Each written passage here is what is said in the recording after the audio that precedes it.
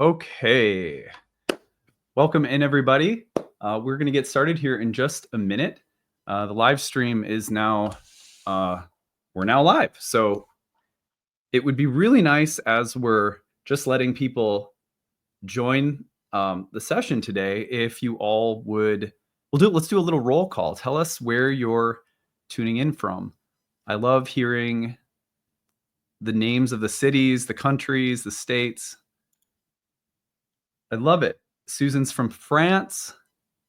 Mark from Portland, Monique from Los Angeles, Emily from Massachusetts. Oh my gosh. Susanna from Finland. Low frequencies coming in from Gothenburg, Sweden. I love this. This is so cool. From Tucson. This one's interesting. Olympia and Maine and Bali. Wow. Really cool. I'm always like, where do you all come from? I guess the algorithm just points people in the direction of astrology content, and then we have people from all over the world. It really just blows my mind. From England, Puget Sound in Olympia, Washington. Gemini James from London. From Aberdeenshire, Scotland. Love this. This is so great. Albuquerque. Awesome. Well, I'm very happy.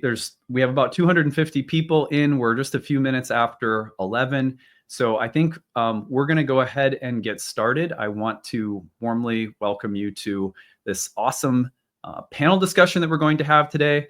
Y'all watch the channel regularly. My name is Adam. This is Nightlight Astrology. Probably a lot of you have been made aware of this panel talk through my YouTube channel, through some of the advertising we've done, but maybe you're also coming in because you're a fan or follower of one of our guest astrologers today. If so, welcome to the channel. It's really nice to have you here. I hope that you will enjoy the content today. 5 years ago, in 2020, I think it was January, we held a panel talk on the upcoming conjunction of Saturn and Pluto in the sign of Capricorn. And all of the astrologers here today, in addition to one new voice, Catherine Urban, who's new to the panel, was here in 2020 to discuss that historic outer planetary alignment. And I recently connected with Jason Hawley, and it was like, hey, what if we got that group back together and did something again? And I was like, that is a great idea. I love that. And my friend and my first astrology teacher, Rebecca Gordon, apparently Jason and Rebecca were talking, and they were also saying something similar. So it was just very synchronistic the way it all came together, that we could get everyone back on this panel together, and the time and date worked out for everybody. And at that time, it was really interesting because we talked about Saturn, Pluto, and Capricorn, and really laid out a lot of delineations that would play out over the course of the next year. None of us knew that, a pandemic was coming. None of us knew that that year would be such an epic year. But when I look back at that Saturn-Pluto panel talk, we were all talking so on an archetypal level, we were outlining some of the major themes that we would all experience that year. And it ended up being one of the more remarkable moments of like a collective astrology reading that I've ever witnessed or been a part of, where a whole group of astrologers came together and kind of talked about this historical event. And you could go back and watch that and kind of reflect on 2020. And it was really cool how accurate everyone was without even necessarily knowing specifically what was to come. So that being said, I will say at the outset, I think we are all hoping that in this breakdown of Saturn and Neptune, we will not be entering into something as dramatic as the COVID year. But nonetheless, it's a really important and I think really meaningful transit of Saturn and Neptune coming up here in the next year. 5 years later, halfway into the decade, to bring the same group back to discuss the archetypal significance of an astrological event like this. I think it's just really special. And I can't wait for you to, if you haven't heard or met these astrologers before, you're in for a treat, because these are some of, in my humble opinion, some of the best and brightest people in the field. There are many, but this is certainly a collection of some of our, I think, most beloved and treasured voices in the field of astrology right now. So it's also just a real honor for me to get to host everyone today. The way that this is going to work is I'm going to bring everyone in. We're going to outline for you the transit of Saturn and Neptune, give you a feel for what the timeline of it looks like. And then I'm going to facilitate a discussion where you get to hear what all of these great astrologers think about this transit, what to watch for, what we might expect, both personally, collectively, historically. So I think this will be a really unique opportunity to reflect on this aspect that's coming up. So at the end of today's discussion, I'm also going to give you more information about each of these astrologers, the kind of work they're doing, how you can get in touch with them. So please do stick around at the end, or if you have to leave early, you can come back and watch the tail end to find their contact information. You're like, man, I just really love how Sam did something, or Becca or Catherine, really, I really resonated with their work. I want to follow them. Be sure that you stick around for that portion, or come back to it if you have to leave early, because I'll tell you how you can stay in touch with all of them. So I also decided, like last time, I introduced every single panelist, read all of their bios, everything. It took like half an hour. So I'm like, you know what? I'm just going to tell you all who's here, and I'll give you a chance to get to know them a little bit more at the end. Most of them, I'm sure you already know, because they're just awesome, prolific, cool people and great astrologers. But anyway, so on that note, I can see we're up to about 330 people or so here on the live stream. So I'm going to go ahead and bring everyone in. We're going to look like the Brady Bunch here. There's 9 of us total. Hey, everyone. Hello. Yeah, it's so good to be back. I feel like, who knew? I mean, it's just funny because it's like astrologers, we have an idea on an archetypal level or a thematic level what's coming with some of these transits, but we're all still very surprised, and it's always novel and interesting to see how they actually play out. That was certainly the feeling I had in hindsight, looking back at our 2020 panel.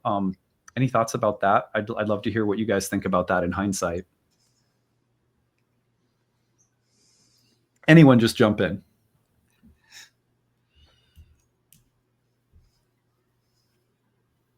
Oh, some of you might be. I had muted myself. I'll go. I mean, I didn't get to review it, but I remember some of the thoughts, and we knew it was going to be heavy. We just didn't know how heavy it was going to be, and how world shaping and changing it would be. I think, maybe we learned to hedge our bets a bit rather than just go full throttle. I think that kind of becomes the conditioning of the astrologer, and I think we may do some of that today. I'm not going to go, I'm not going to go for, all the big sweeping changes, but we know when Saturn gets involved, along with Pluto, with any of the outer planets, that, stuff is going to go down. Mm-hmm. It's going to be a matter of scale and how. Yeah. Well said. That was what I was going to say too. I felt like I did think it was going to be very heavy, but I felt myself and others were just trying not to get too hyperbolic and too extreme, but it ended up being even more extreme than I was expecting. That being said, yeah. No, I kind of went full tilt. I released a survival guide on this. Yeah, I definitely kind of called it in. My only regret is that I kept focusing on the word imprisonment. I kept saying it's about people being imprisoned in homes. I didn't think that extra step of quarantine is the word you should use. But I kind of swung over the fences a bit on that one, and it happened to work out. I too still have that conditioning to moderate, what you say. But I think when Pluto comes, in the chat, it's going to be global. It's going to be extreme. Yeah, I actually remember using the phrase "totally fucked." So because that was one of the, during another Saturn Pluto, there had been that Spring Awakening, the musical, and it has that song that I remember saying it in the sense of feeling like, something is coming, and there's a coming together that is needed, to move through it. I mean, it wasn't just totally fucked and good luck. But I do remember that energy and the willingness to really say, as we need to be willing with Saturn to say, when this is, there's difficulty, there's something to be faced, there's something to be experienced, which I think will be alive today as well. But the reason I also was really happy to get together is I really felt like what I would call a really secured symbolizing field, where I really felt we were in a space of divination, where the symbols could really speak, and with so many different voices. That was my favorite panel that I've ever participated in astrology, in terms of how much meaning I felt was actually present. And maybe also that transit brought it out in us, the portent of it. Yeah, I wish I could contribute, but actually I had to sit that one out. I have Pluto conjunct Saturn natally, so all of these things are like, oh, is that my chart? This idea of like total imprisonment, or like we're fucked or whatever. But no, I had a life-threatening pregnancy, and so I was in the NICU, and Cam kindly allowed me to heal from that, and my child's now 5 and awesome. But with the Saturn-Neptune, interestingly enough, I have family who were born in 1953 who have that. So I'm thinking about having grown up with people who have this coming transit, and thinking also about all of the people born in the early 90s who have it as well, and like being careful how we talk about what's going to happen, given that people have charts that contain this configuration.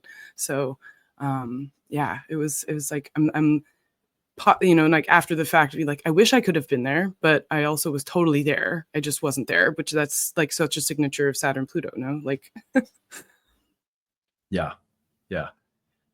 Gosh, yeah, that was wild. We ended up moving during in August of 2020 to Minneapolis, and of course, Minneapolis played host to the George Floyd murder, and as a city, was like right in the collective spotlight. And the neighborhood that I hung out in growing up had been devastated by everything that had happened, and they're still rebuilding. There's artists and wonderful people in Minneapolis in general, who are slowly but surely like rebuilding parts of the city. But I mean, it was right in the wake of that. And that was another aspect of that year, at least for me personally, being from Minnesota. And I can't remember, maybe it was Sam or someone else on the panel who also talked about race relations with the Saturn-Pluto dynamic. And that certainly played another role in the 2020 Saturn-Pluto experience. Yeah. It's a big year. Well, let's see here. So what I want to do for starters, as we now kind of shift gears here to looking at this Saturn-Neptune conjunction, is let's first take a look at the timeline. So I'm going to share my screen, and we're going to get real tiny there. So what I want to do for starters is just outline the process of these two planets coming together. So you'll notice on the screen that first we have Neptune entering Aries. This is right around March 29th into the 30th that you really see, depending on time zones and everything like that, that Neptune recently entered the sign of Aries. And of course, Saturn's close behind it. The fact that these two planets have really been co-present in the same sign for a couple of years, I think is significant.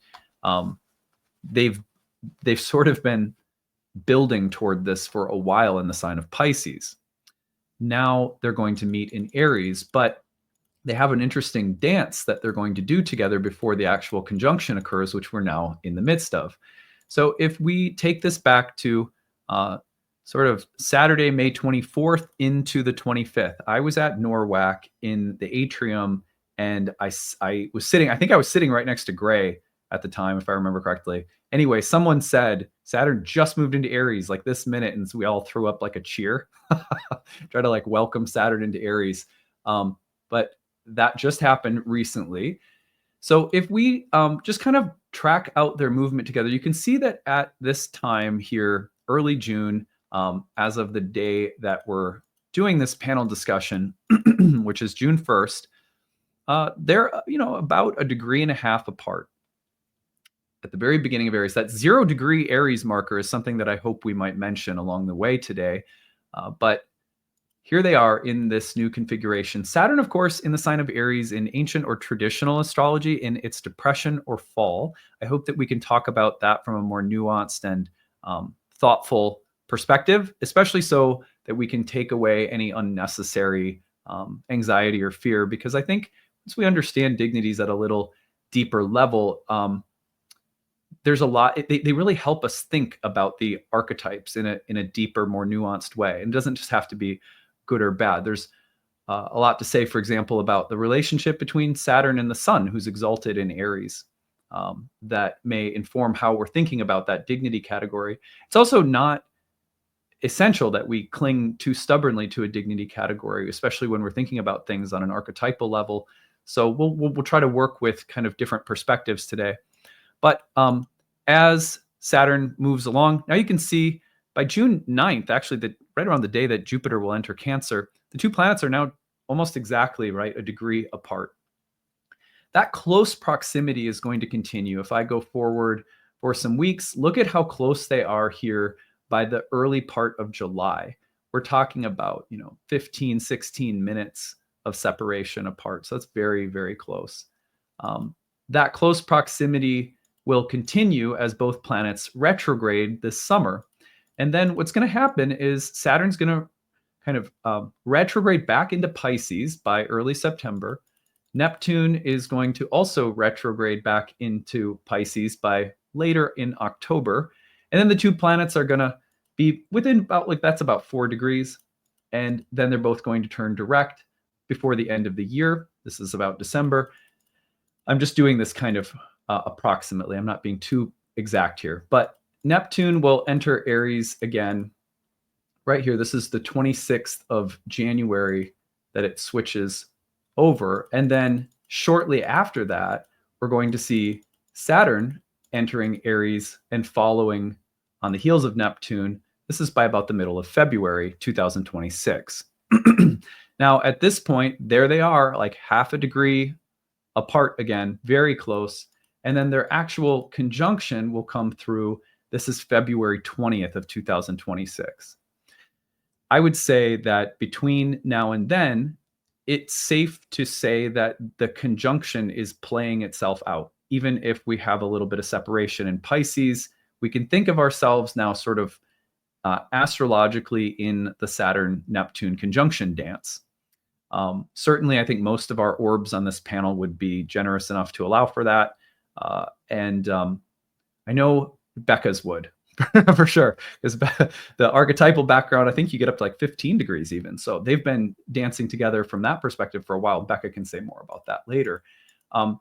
Then Saturn will move off, but their close proximity to me is worth noting that they don't get a full 3 degrees of separation, which is an orb that I like to use for a while. I mean, it's not until about April that we see the two planets fully separating from that engagement range of 3 degrees. And then Saturn's going to be co-present with Neptune for a few years while it spends its time in Aries.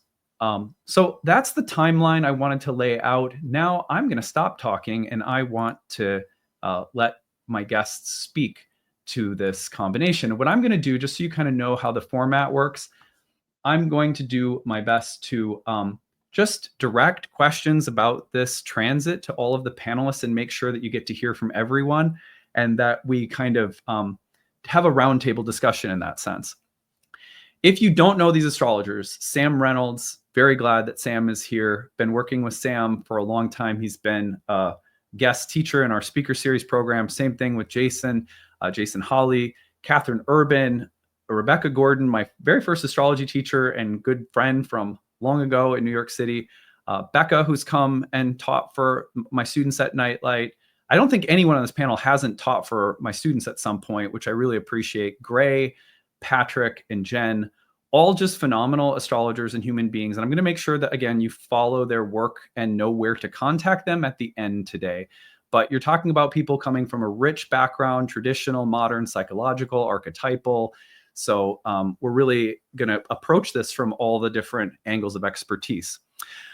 On that note, because I really appreciate having some organized way of approaching something like this, I want to start with what is a good way of understanding the combination of Saturn and Neptune in general. When these two planets get together, say it's a square, an opposition, a conjunction, and we can maybe fine tune this as we go, but what kinds of themes tend to manifest with this combination of planets? And I'm going to ask Becca to maybe say something to lead us off, and then we'll just circulate around and have other people add things in as we go.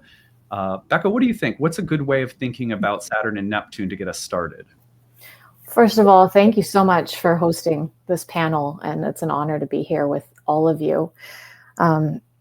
In terms of a way to approach thinking of these two planetary archetypal principles in relation with each other, they really are opposites in some way, because Neptune is the principle of the transcendent, the sacred, the numinous. It's what is invisible, ineffable, what's subtle. It's very hard to grasp in some ways. And it's symbolized by water. It's flowing, it's merging, it's dissolving, permeating. And then we have that in absolute contrast to Saturn, which is this solid reality principle that's concrete, that's foundational, that's structured. And when these two you can kind of think of it like bringing water and granite together. And those are not materials that mix easily. And Saturn often has the quality of blocking or negating the Neptunian. And at the same time, Neptune can dissolve and permeate and undermine the Saturnian solidity. So it's this combination of reconciling the ideal and the real, the imaginal, the visionary, the sacred, the dream, with that hard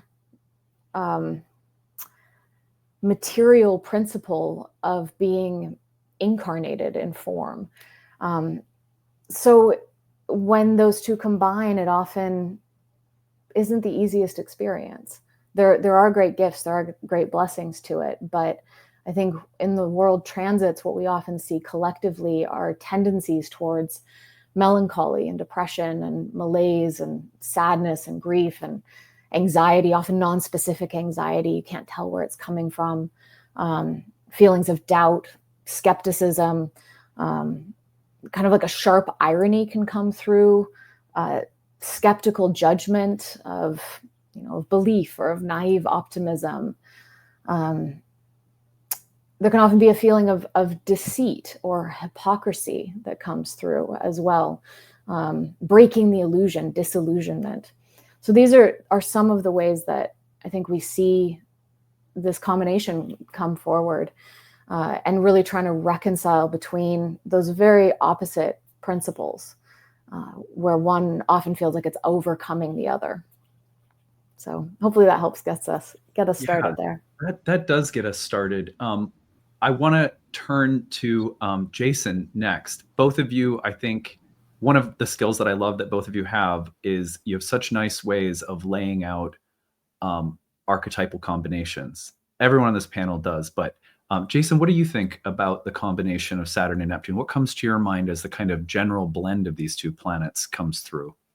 Yeah, I mean, I always like starting with Becca too, because it does kind of just activate it for me in my own body. And as she was saying, for me, there is a way that, Neptune is of all the planetary archetypes, to me, the most expansive in its vision, the most, capacity to really experience wholeness, or the wholeness of things, and the larger perspectives, the notion of unity consciousness, for instance.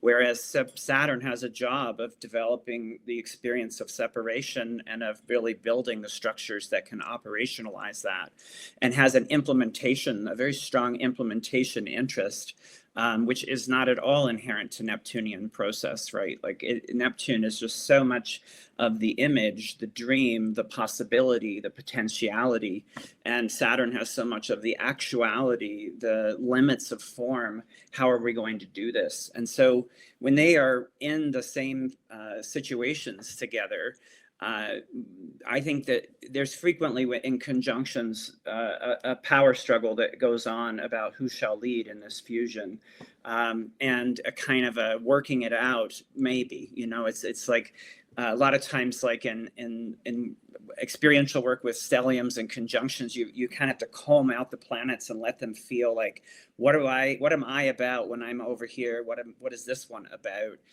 But the fusion really, it's difficult. And so, for instance, a lot of times in my experience with this, Neptune will have an inspiration or a vision, but, you know, Saturn with outer planets is tricky, because outer planets, you know, they don't, I think many of us use traditional rulerships. I do. I see them as having some affinities with the signs.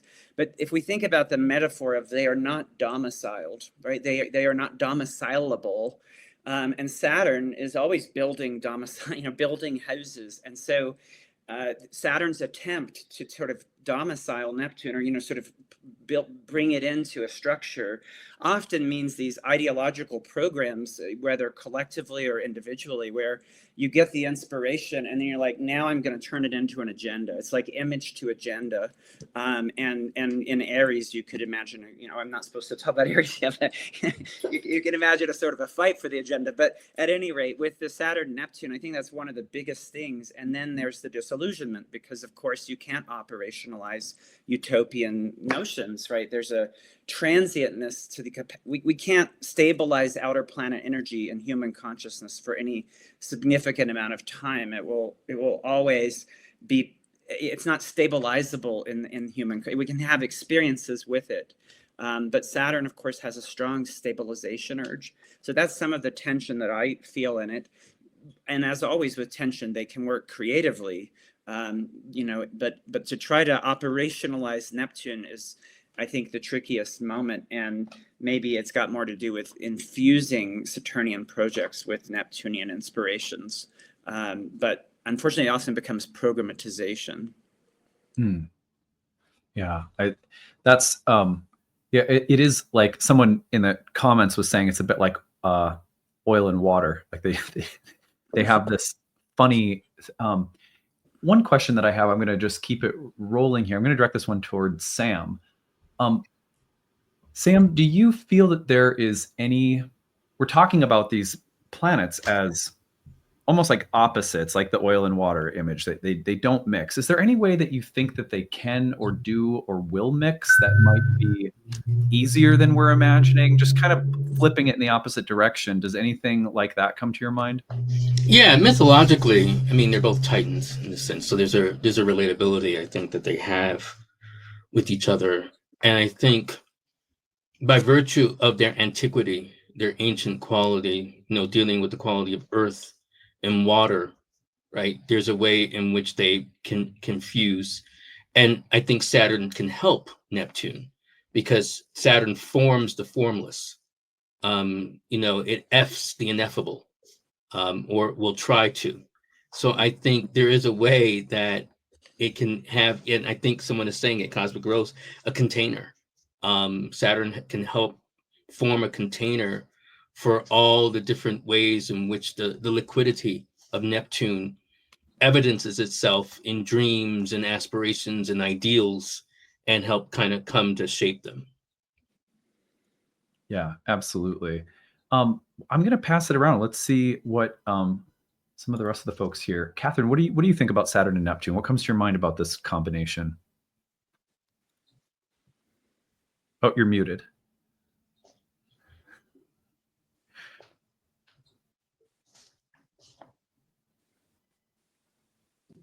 Is this better? Can you hear Yep. me? You're good. Okay, great. So riffing off of what Sam was saying, like how are these two planets similar? And I'm going to kind of dip down for a minute here because I think the way that these two planets sort of do have like a meeting of the minds is in the disillusionment sense, whereas there's a certain clarity that Saturn brings. And very often it's the clarity of Saturn that we don't always want to receive that clarity from Saturn, but very often the clarity that Saturn offers does help us, um, streamline what the vision is. Like with Neptune, Saturn can kind of have that ability to make real. So that's kind of something I've been sharing with a lot of my clients is like Saturn meeting with Neptune is a way to sort of make that dream real. But very often that disillusionment has to happen first, where you have to kind of see what isn't working. And it's very often that process of dropping down and seeing sort of what isn't going to contribute or what isn't going to be supportive of that ultimate vision that has to be seen first. But these two together, as I was saying, can say, like, let's make that dream real. But it's very often first we have to be real with ourselves about what isn't in alignment to get us there. I love that. Yeah, that question of alignment and of almost like a discerning of what is real or unreal, what dreams or visions can be brought into the realm of Saturn, and which are we maybe not being real enough about or something. I think that's really important.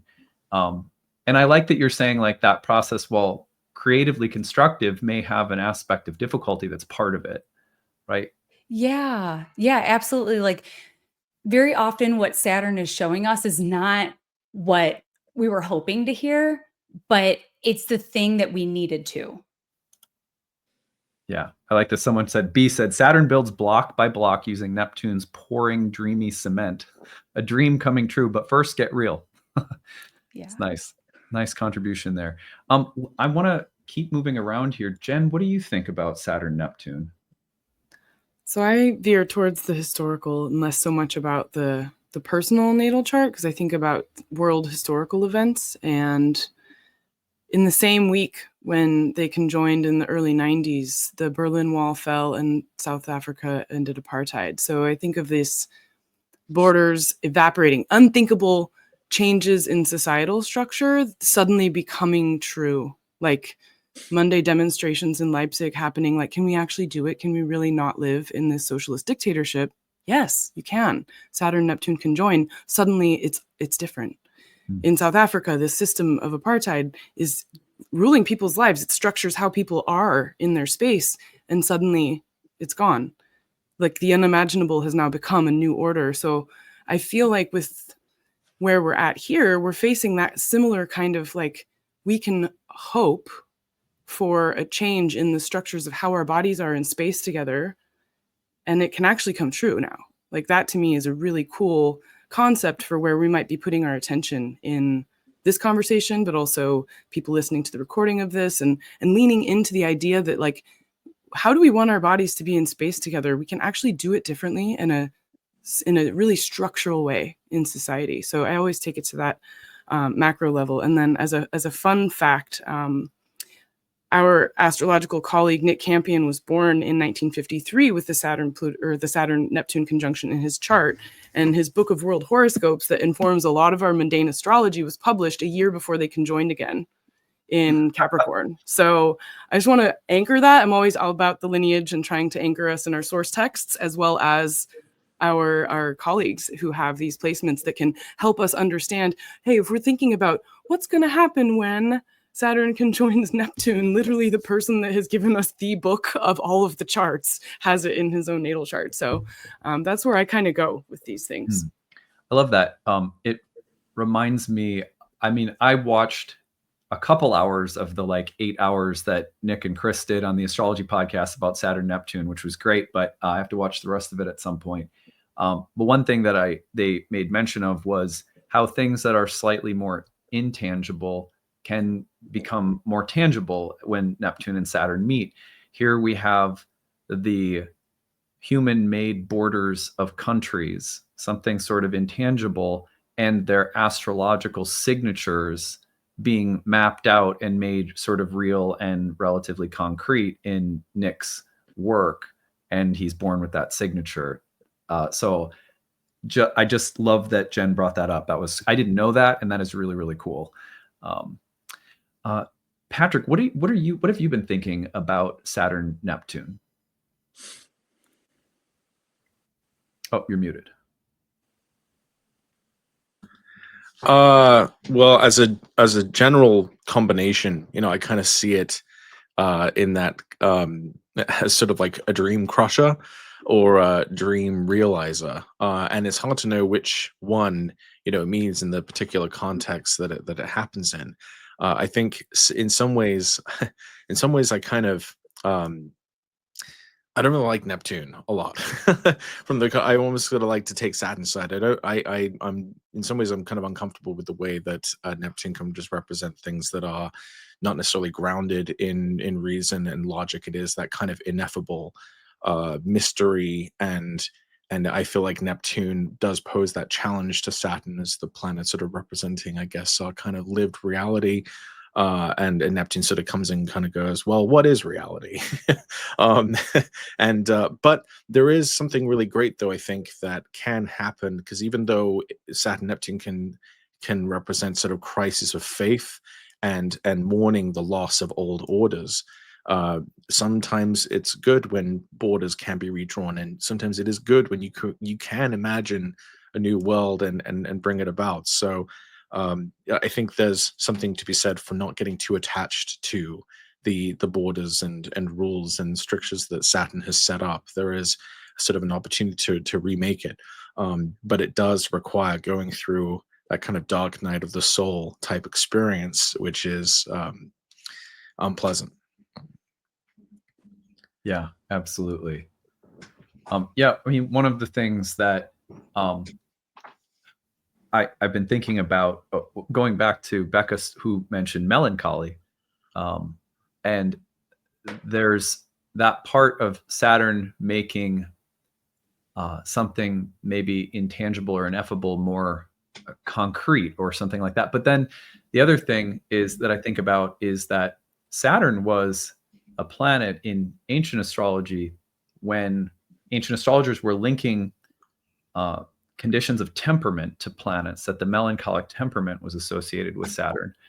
And when Saturn and Neptune get together, sometimes I've used the phrase like divine discontent. There's some feeling that nothing in this world is satisfactory, and it's like a longing for something more than what this world can provide. And it's so funny to me how that I feel like I was reading the biography of Jerry Garcia recently, and he described that fueling his creativity.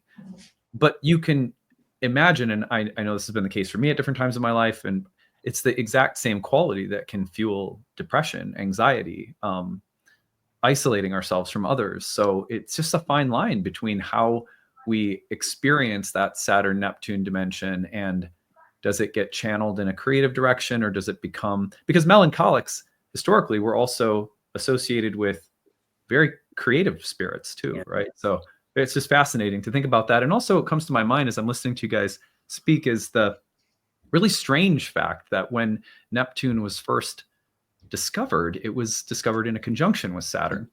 It's almost as though, and I'm not the first person to say this, but it's almost as though the two needed to be together for us to see Neptune or something like that. I've heard people say that. I resonate with that a lot. I want to shift gears to Rebecca. What do you think about this? How have you been approaching this in your work, or how have you been thinking about it? Well, first of all, again, I want to just thank you, Adam, for bringing us together here. And the imagery that keeps coming to mind is that famous Dali painting of the melting clocks. I mean, literally Saturn time melting with Neptune. So, and I think with my clients and everything, it's clear that there is an old template of reality that is melting. There's something that's not working. There's a previous structure that is being dissolved, and people are feeling that. There's a lot of fear around that. I think we have to speak into that with our clients often and just mirror that back and let them know and let everyone know that they're not alone in those feelings of the previous delineation, also of self. I mean, if we talk about, if we want to move into Aries, this delineation of self, of who am I, and the construct of self is dissolving. So I think it's a bit scary. It brings up fear for sure when Neptune does its thing to Saturn, and then when Saturn does its thing to Neptune, I've seen that very often in my clients too. People are in this place of vision and building a new business and all of this work to find out that somebody else has that domain name. Saturn kicks in, and somebody else has it trademarked. And so there's a lot of real harsh Saturn realities that come into the vision of Neptune. And to me, an antidote is to really always be letting them live together in the same soup. Like, don't do Neptune without inviting Saturn to the party, because Saturn will then kick us in the ass, or don't do Neptune without inviting Saturn. Don't do Saturn without inviting Neptune.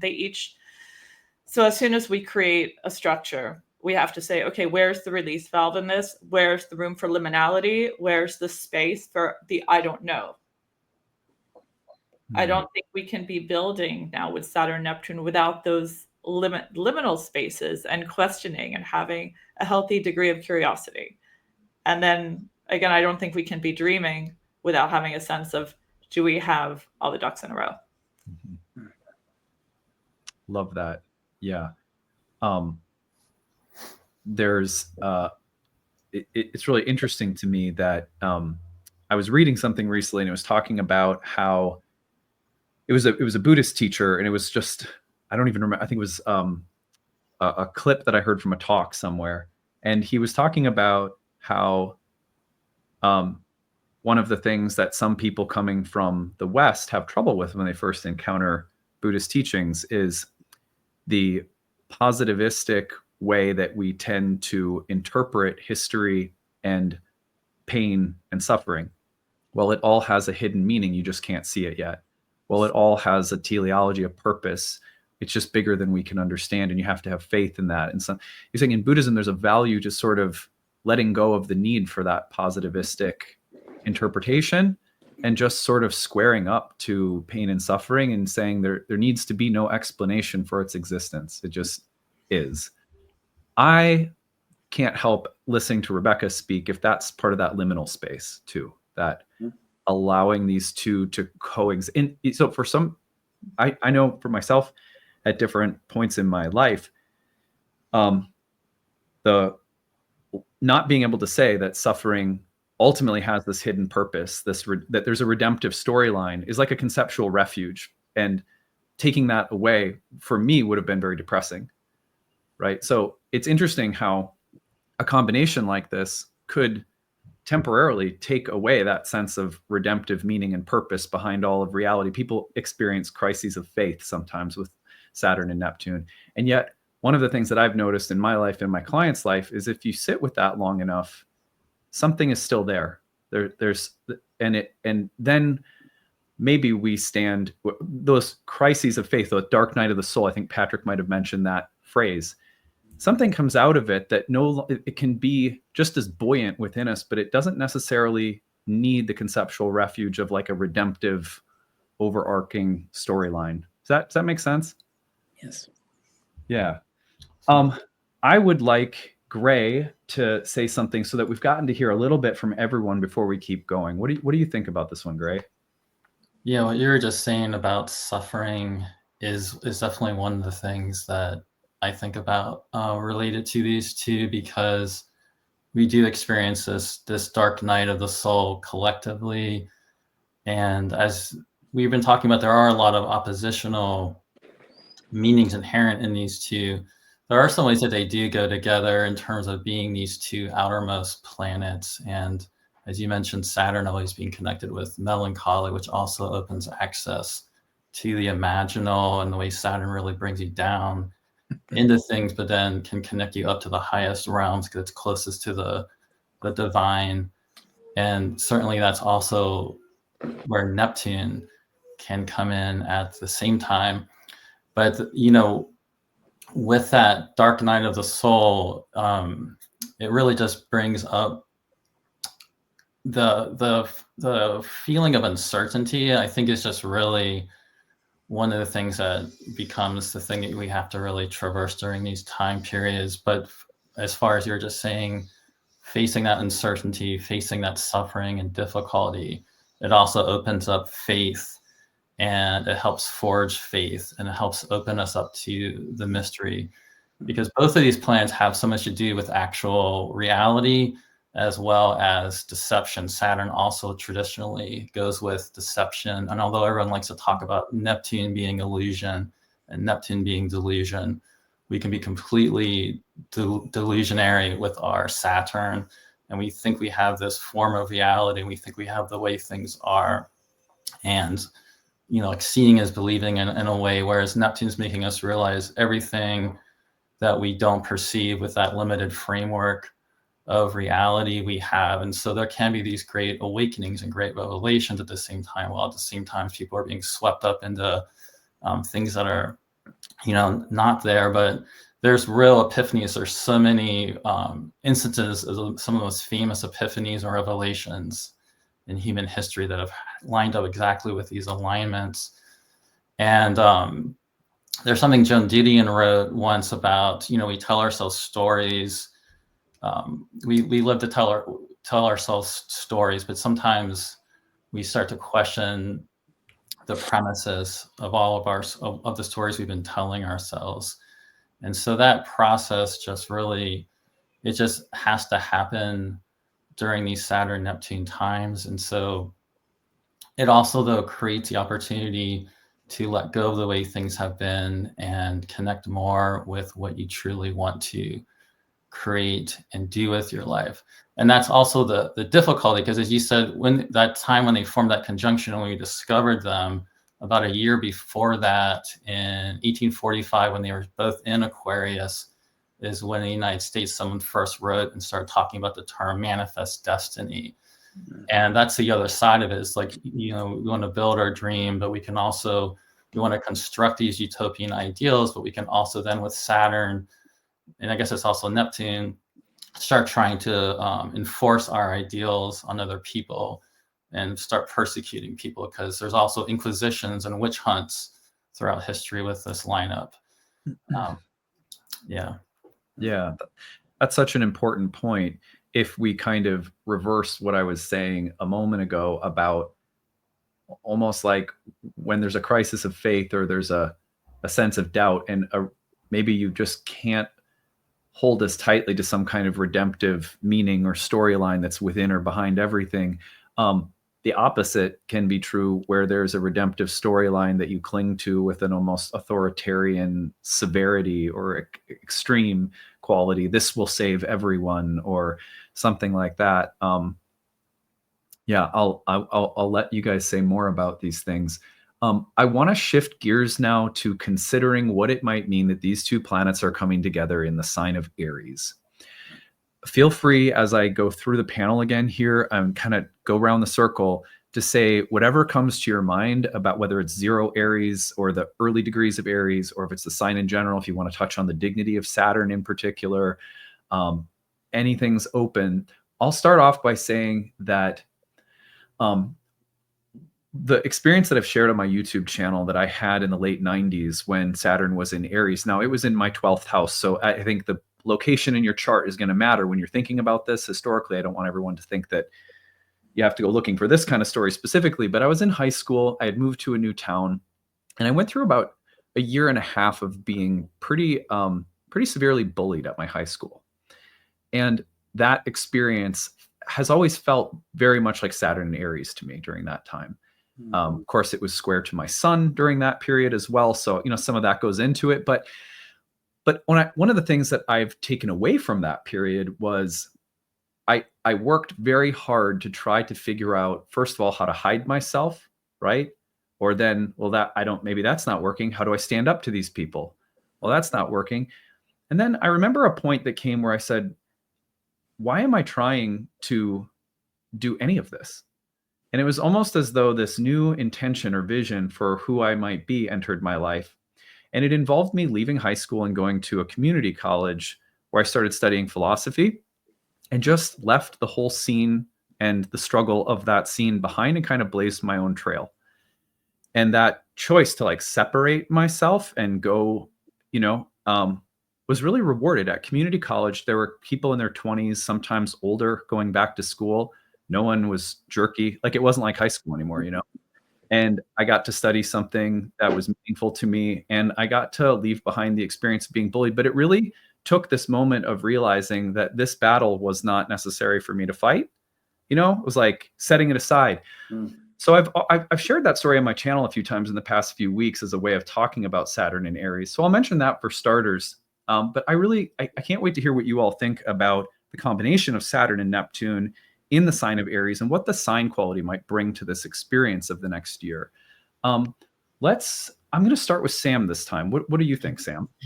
It's funny that you would start with me, because I'm pretty certain I'm the only person on this panel who's having a Saturn return with Saturn and Aries. Okay. I think I can say that. So I have thought a lot about, this is my second Saturn return, just to be clear. I have thought a lot about Saturn and Aries. And one of the things I can share, and this is why I was smiling so much during your story, Adam, Saturn and Aries is learning how to have the correct use of power, because Saturn and Aries is thinking more about might is right. It's looking at dimensions of authority and structure, Saturn, through the prism of Mars. And so what I always say about planets in their putative fall, because, in the traditional sense, and you mentioned that earlier, that we talk about things related to being in fall, I would say, rather than thinking oh, my Saturn, because I used to think that my Saturn is fucked up from the floor up, I guess. And it's not. I think it's just a Saturn that's called toward a different way of being. And that's how I think about fallen planets. I think about fallen planets as called to go along a different way, which you found by going to community college. But I also say that the Saturn in Aries has to remember, and I think this is true for every planet in fall, has to remember the graces of its exaltation. So rather than thinking that might is right, it has to build more of a consensual reality as it does when it's in Libra, and thinking that power is to be shared, power is to be understood and worked on in terms of collaboration. And the more that one has that level of intention related to it, I think we have a better experience of Saturn and Aries. I definitely feel like I became a better teacher once I realized that, because, I used to work with, quote unquote, and I hate to use this term, but people will know what I'm talking about, at-risk youth in the Bronx when I lived in New York. And I was one of those teachers with the Saturn and Aries. It's like, well, I have my degree. If you want to fuck around and find out, go ahead. And that was the misapplication and misunderstanding of Saturn and Aries. But the more that I started talking with them and saying okay, what do you want to learn? And what are you willing to do in order to learn it in terms of creating the environment?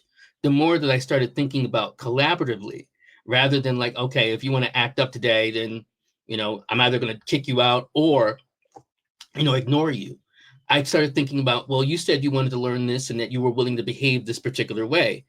I had a whole better experience, and so did they.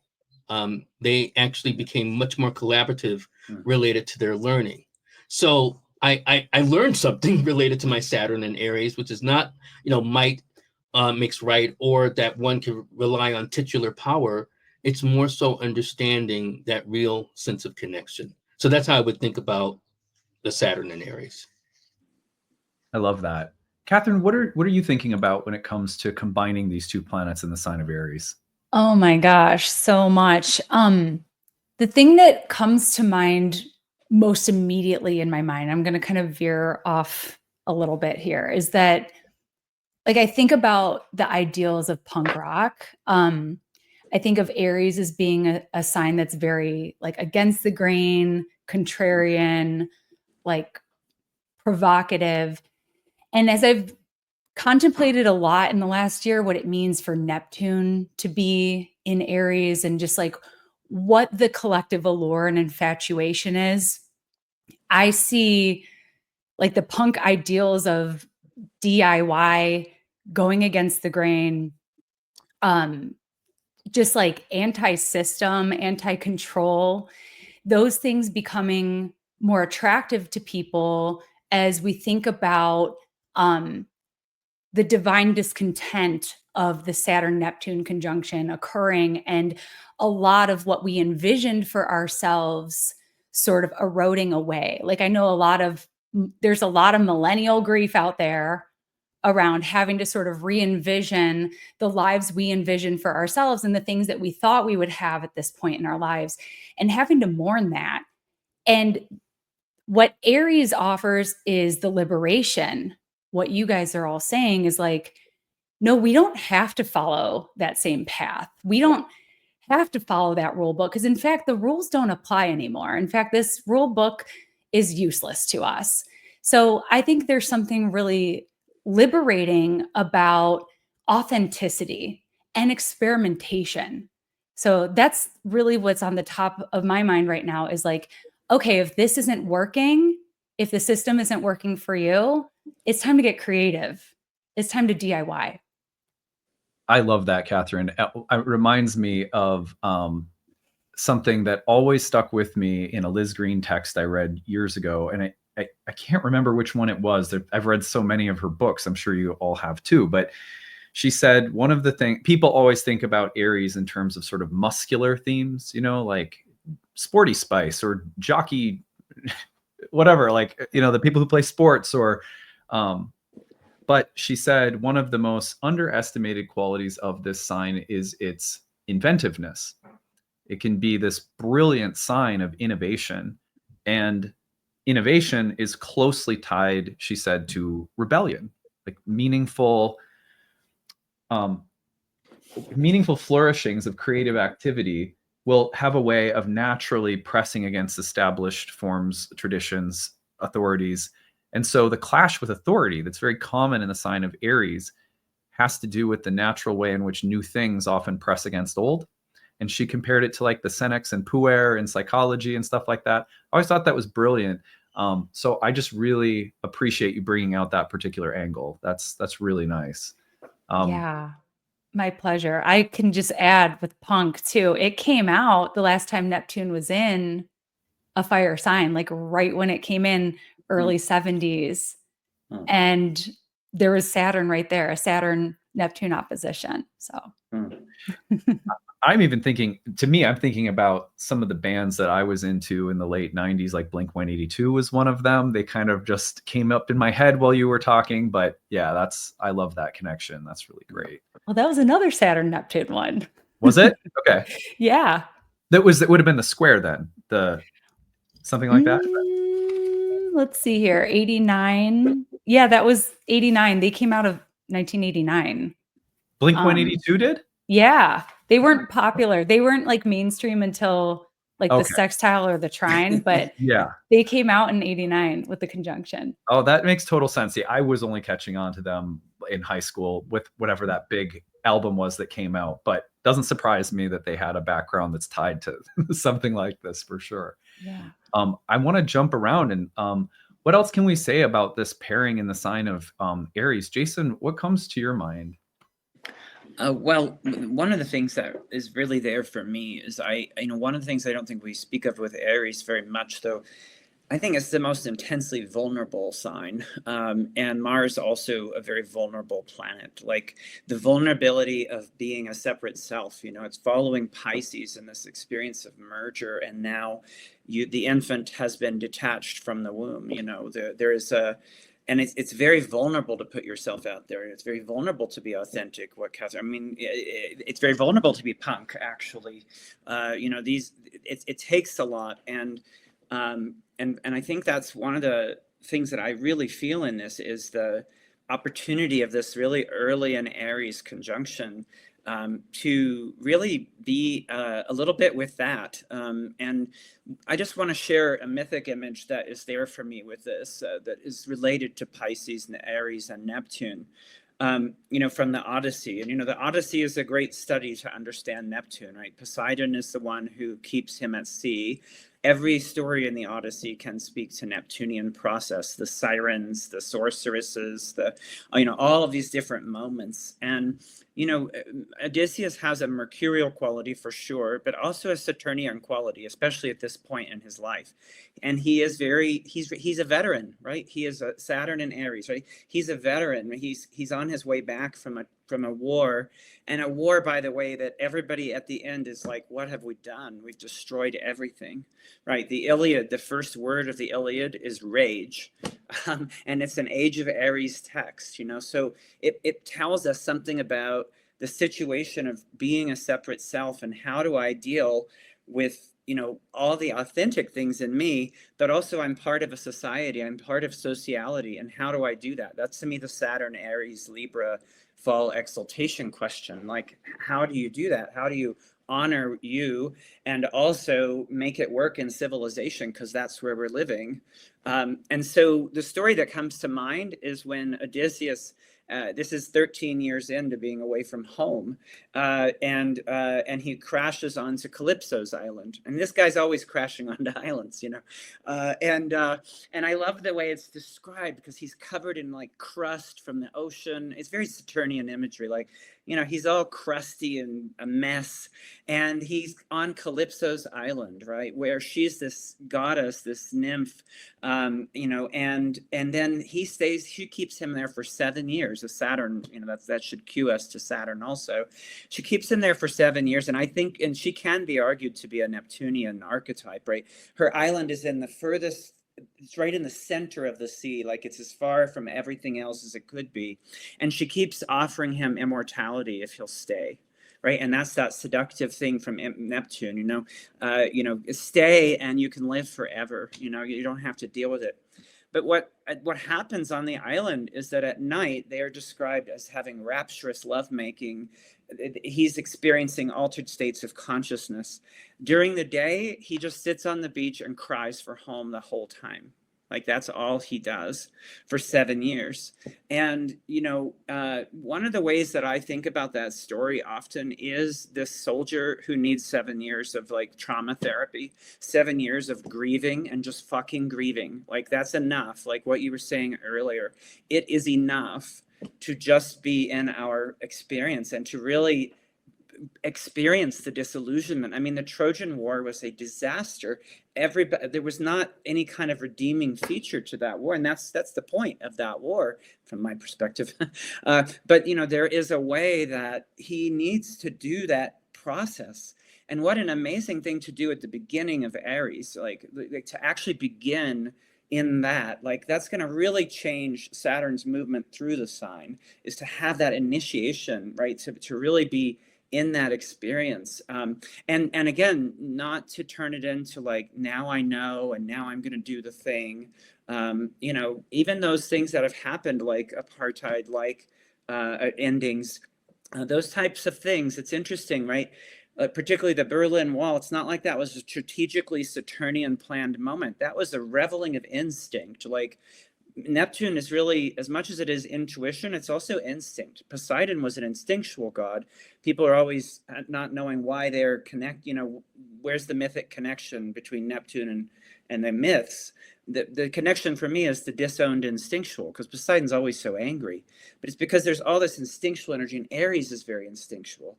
So for Saturn to get to hang out with that, to be reminded of that, and then to be able to move on, right? He leaves the island refreshed from that experience, and there's some different things. So I keep seeing it. And by the way, he arrives, right?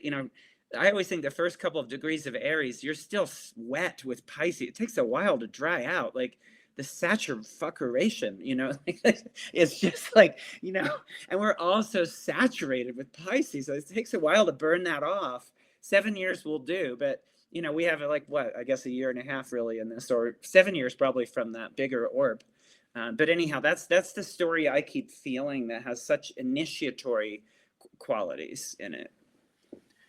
Jason, I love that. It makes me think a little bit about, I don't remember which group of people this was, but I remember reading about this when I was really getting interested in different indigenous healing, and I use the word shamanic. It's a kind of a word that gets tossed around a lot. But when I was reading about these traditions, and I remember reading about one that initiated young boys by giving them a resemblant wound on their thigh that was supposed to sort of represent like a womb, and the bleeding of this wound like the thing that's very natural that the young women would experience in their menstruation cycle.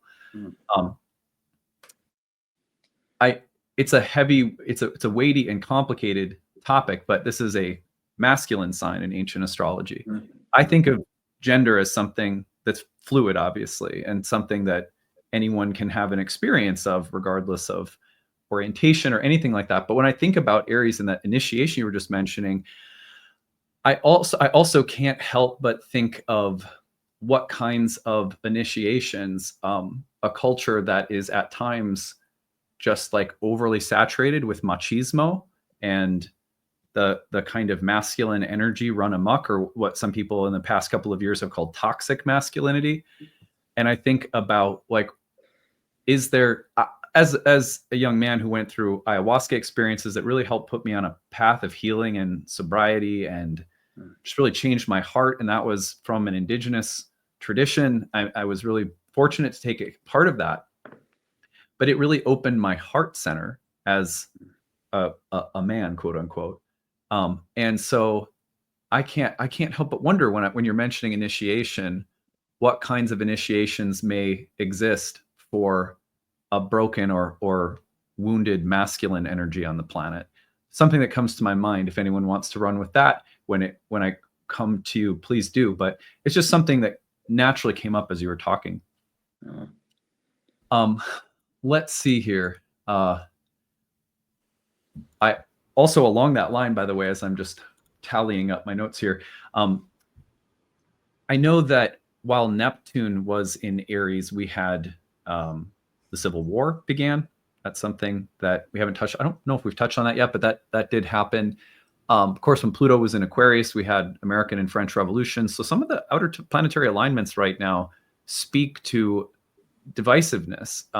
Maybe we're not going to repeat massive wars, hopefully not, right? But at the very least, ideological divisions and battles taking place in new or different arenas are present. We can see and feel that.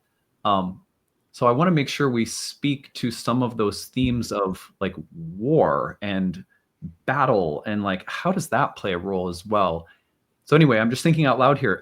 Becca, I'd love to scoot back over to you and hear your thoughts about these two planets meeting in the sign of Aries, and if there's anything that comes to your mind about that. Sure. So, well, I wanted to loop back because there's been a couple references to the wider orb of influence that I work with based on the orbs that Richard Tarnas uses in Cosmos and Psyche. And for a conjunction, he was really looking at a 15-degree orb. And that makes a transit like this one, Saturn-Neptune conjunction, last about 3 years. So 15-degree orb would have the Saturn-Neptune conjunction start in March of 2024 and then go through May of 2027. And so we really do see about equal, a little bit more time in Aries, but kind of really this moving back and forth between the two signs. And it's also interesting that Saturn and Neptune have been co-present in Pisces for so long, and then will continue to be co-present in Aries for so long. I think it's about 5 years total. And so there really is this kind of dipping back and forth between these two signs. And I love the imagery, Jason, that you brought up of kind of washing up on the shore and drying out and then getting pulled back under again. And I think that overall Saturn-Neptune can have that disorienting quality too, of where you can sometimes feel like you're drowning, and then you grab onto something, and something that feels solid, that feels real, and kind of come up for air to dry out, to find an orientation, to move forward, which I think the quality of Aries carries. Jason, you also mentioned initiation, like this kind of taking action, moving forward, and then getting pulled back in again. And Adam, when you brought up the relationship to war, so both world wars started under Saturn-Pluto hard alignments. And interestingly, they both ended under Saturn-Neptune hard alignments. And I think that speaks to some of the quality of demoralization and disillusionment that can come forward after a long period of suffering. And when we went through the COVID-19 pandemic that was so intense under the Saturn-Pluto conjunction, I kept thinking, there was such an impulse to get back to normal. Remember, we kept hearing that so much. Let's get back to normal, to kind of get out of what had been such a radical shift during that time. And the feeling I kept having looking forward to this Saturn-Neptune conjunction was, this is when the grieving is really going to come home for what's happened to us during the pandemic, but even in the years prior to that, there may be this collective grief coming forward that really needs to be felt, but also might break a lot of people. And that I think we are already seeing and will continue to see a lot of crises involving mental health, and that the battle in some ways has shifted inward. That's not to say that there isn't intense loss and destruction and warfare going on externally, but that's also taking place internally. And I think that's part of the reconciliation that we're being asked to do. And maybe while I'm talking about grieving, I was wondering about saving this for later, but I pulled a quote that I wanted to share today from one of my teachers, Joanna Macy, who's a Buddhist and eco-philosopher, and she's 96 now. She's born with a Saturn-Neptune trine. And so I think she's someone who really speaks to how to live this combination well. And so she said, we are capable of suffering with our world, and that is the true meaning of compassion. It enables us to recognize our profound interconnectedness with all beings. Don't ever apologize for crying for the trees burning in the Amazon, or over the waters polluted from the mines in the Rockies. Don't apologize for the sorrow, grief, and rage you feel. It is a measure of your humanity and your maturity. It is a measure of your open heart. And as your heart breaks open, there will be room for the world to heal. That is what is happening as we see people honestly confronting the sorrows of our time. So I just wanted to share that as from someone who was born with Saturn Neptune, but I think speaks to a lot of the themes that we're discussing here, regarding grief, sorrow, and rage as well. Yeah, that's really beautiful. And it makes me wonder, as you were speaking, Becca, I kept thinking about the strong air signatures that are present, with Pluto in Aquarius, Uranus moving into Gemini. Sometimes there's, I think a lot about some of the ancient elemental theory that pitted water and air as opposites. And one of the reasons for that is that air was sort of thought of as water, invisible water in the sky that will occasionally condense and then fall down to earth. And it's my experience personally that I see myself sometimes using my phone and technology and getting so absorbed in these realms of the mind that are very stimulating, but sometimes really depleting and exhausting. and then I'll crash, and that air will crash down into my body as emotions that I've been avoiding through my phone for 3 days. You know what I mean? I can't help but think that it might be helpful to have Saturn and Neptune in Aries, as so much air is rising up and has to inevitably burst back down to instinctual, emotional realities, embodied realities, and that Saturn, Neptune, and Aries might be more courageous or bold or direct in sort of facing some of those unprocessed emotions, or the tendency to dissociate. It's one of the things I love about Aries. My wife has 3 planets in Aries, so she's kind of like my prime example of like Aries energy in my life. Is there's just a willingness to be really direct and square up to things when they're difficult, and it's like, let's just be real and deal with this. So anyway, thank you. That was a really, really nice share. I really appreciate that. I'm going to swing around to Rebecca. Rebecca, what are you thinking about these two coming together in Aries in particular? Oh, you're muted. Sorry. Okay. Can you all hear me now? Yep. Okay, great. So what comes to mind first is the need for a new myth. I mean, Aries, as we can look at as the ultimate hero's journey, and especially Saturn and Neptune having hit the 0 point, it's like, smash that hard reset button. What is our humanity actually here to do in the wake of AI exponentially evolving and all these things? We're sort of forced to face the question of what is our humanity here for? What is our Aries instinct? And I have a feeling that it's no mistake. These, of course, Saturn and Neptune conjoin in Aries, pointing a finger at the individual and will. At the same time, we're faced with this technology that seems to be replicating in many ways parts of it. And I think it's interesting to look at these two tracks happening, because we are carving out and delineating what is the value of our human instinct and our will right now, and creating a new myth. I think that's the big question. Currently, we're going to have to create a new myth of what are humans here for on this planet?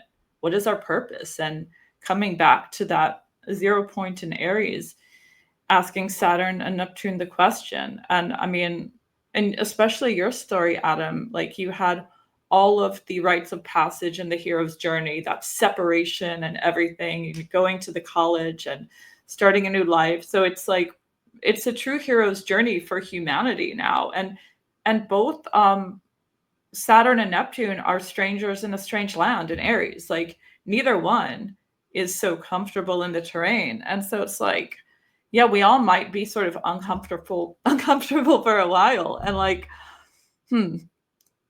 also I'm thinking about, sure, the fall and everything of Saturn being in Aries, being in its exaltation in Libra.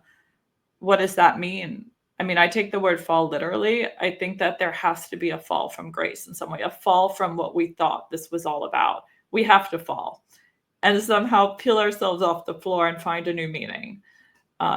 So that's what comes to mind. And then I'm thinking about also, of course, Descartes, who's, I'm not the biggest Cartesian fan, but that's, I think, therefore I am. And that kind of sums up Aries. So I had to just peek into his chart last night.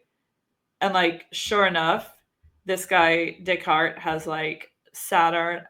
He has Sun, Mercury, Jupiter, Uranus, and Pluto all in Aries, right? And I think we're coming into, with both of them in Aries, this urge to kind of try to master the will and master the mind and the cult of the individual, selfhood.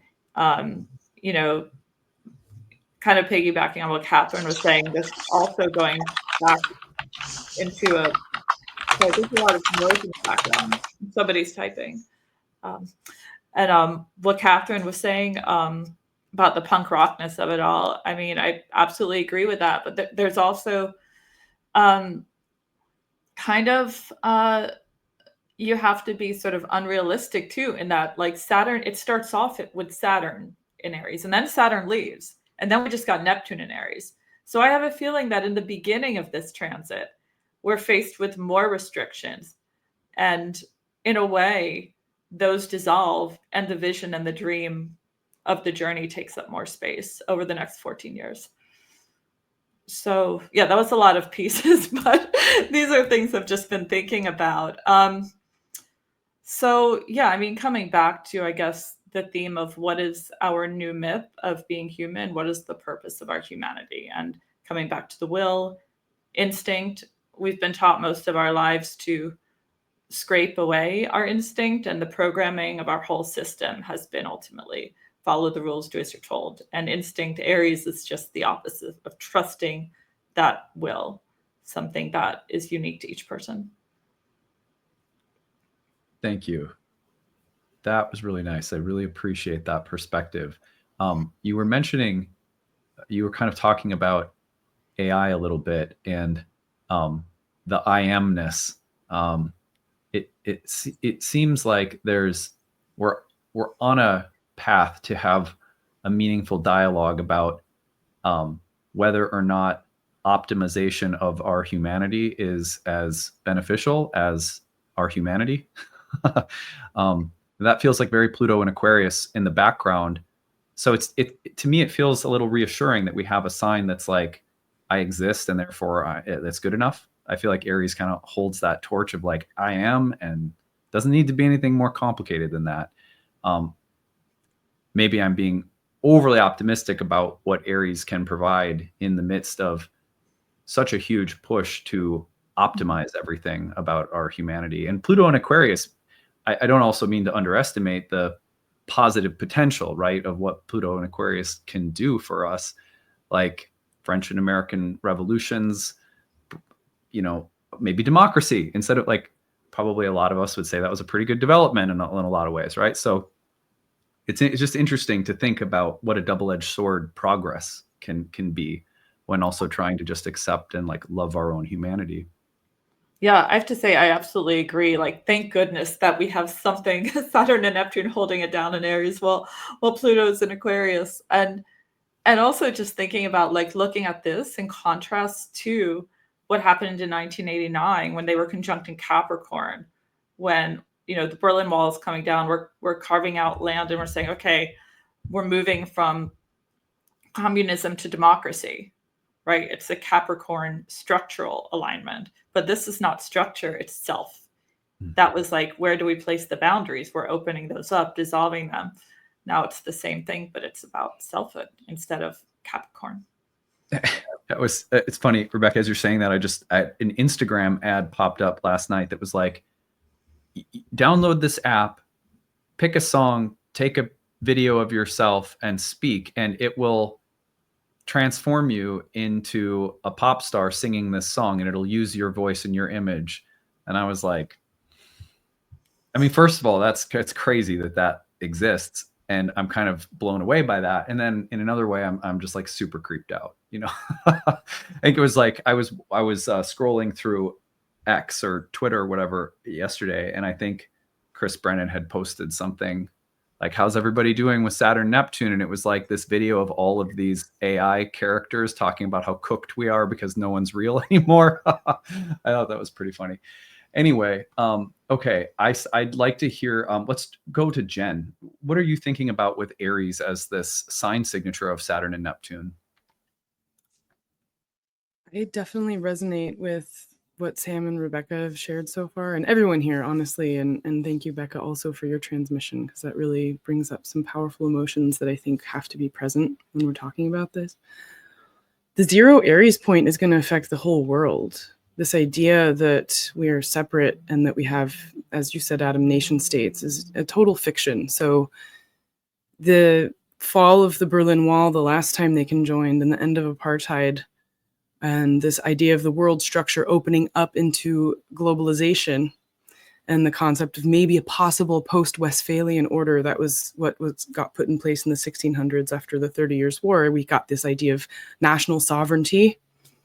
As we move into this next phase, we're going to have to think about what it means to be a connected community, and all of the United States action, and actually the the president of the United States put tariffs into place when Saturn was still in the what's called the bounds of Pisces at the end of the sign, when Saturn was like setting its own terms. But together with the punk rock elements that Catherine mentioned and some of the authenticity and questioning of authority that Rebecca pulled up, it's like when Saturn's in Aries, I think of all Saturn in fire signs as being questioning of authority.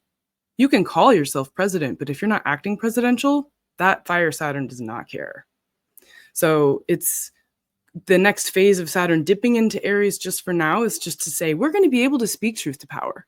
We're going to question that authority. We're going to have the resolve to be able to do that, especially when Jupiter gets some strength, because at the very beginning of Aries, Jupiter has some say-so over what that Saturn can do.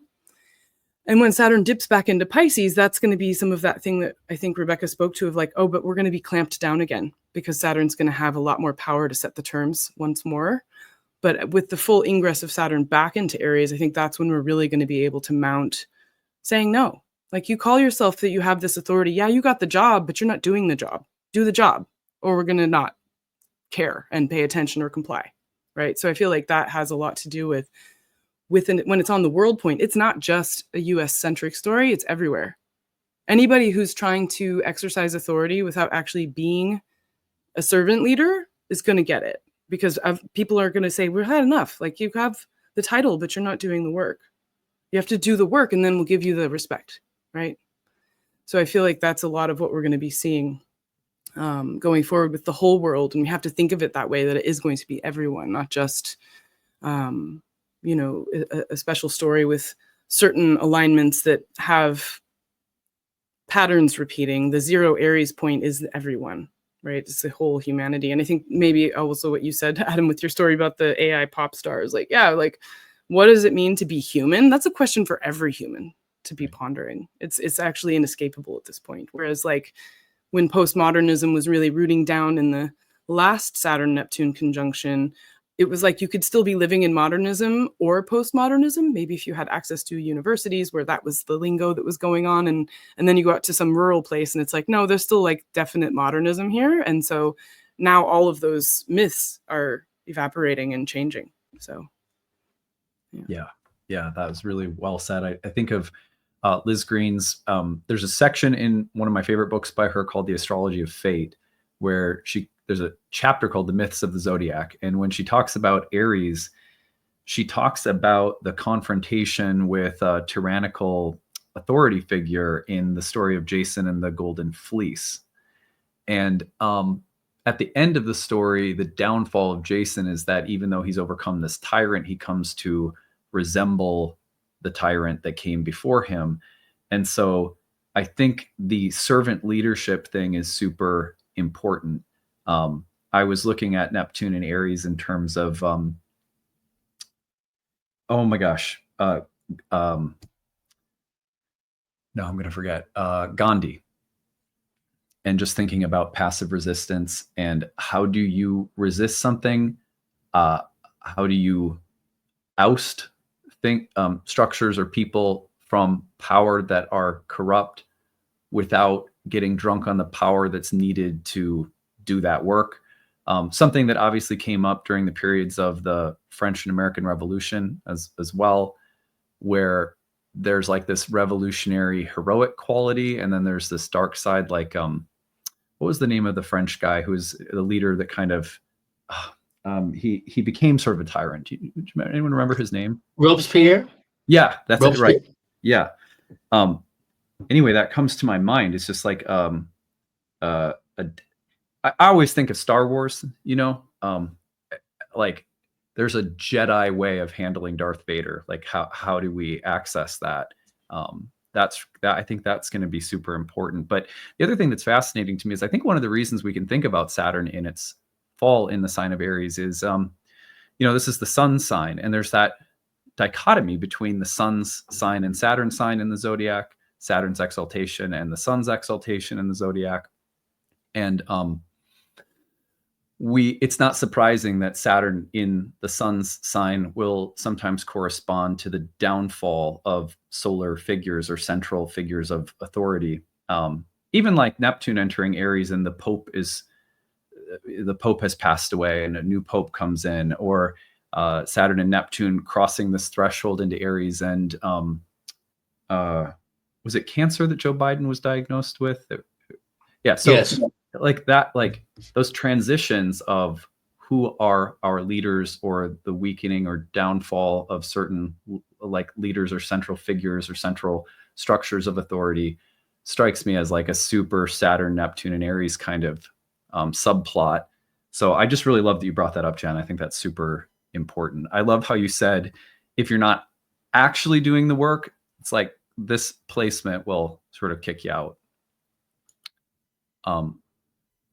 Let me go on to, we're going to do Patrick and then Gray on the same question. Then I've got a few little questions to kind of take us down the home stretch with. Patrick, what do you think about this combination in Aries?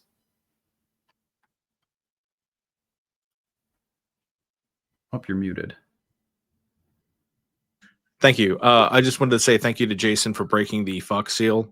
You know, I have clients sometimes who go like, "Can I swear?" And I'm like, "Yes, you can fucking swear," and you know, that helps people feel more at ease. But so a while ago, I was thinking about Saturn in Aries, and I was thinking, okay, so Saturn likes to restrict or regulate or control, and Aries is ruled by Mars, so Mars is providing the resources of violence or weapons. And so I was like, okay, well, therefore, Saturn and Aries periods should coincide with periods when like gun control efforts occur. And so I look back through those returns, and it turns out that, yeah, you know, back in 1997, 1998, that was when England and Australia both had universal gun bans. And if you go back even further, you sort of see gun bans happen in California in the 1960s under a very different set of circumstances. And even the creation of the FBI itself and happened under Saturn and Aries. So there seems to be something about Saturn in Aries with like creating these structures or rules surrounding the use of force.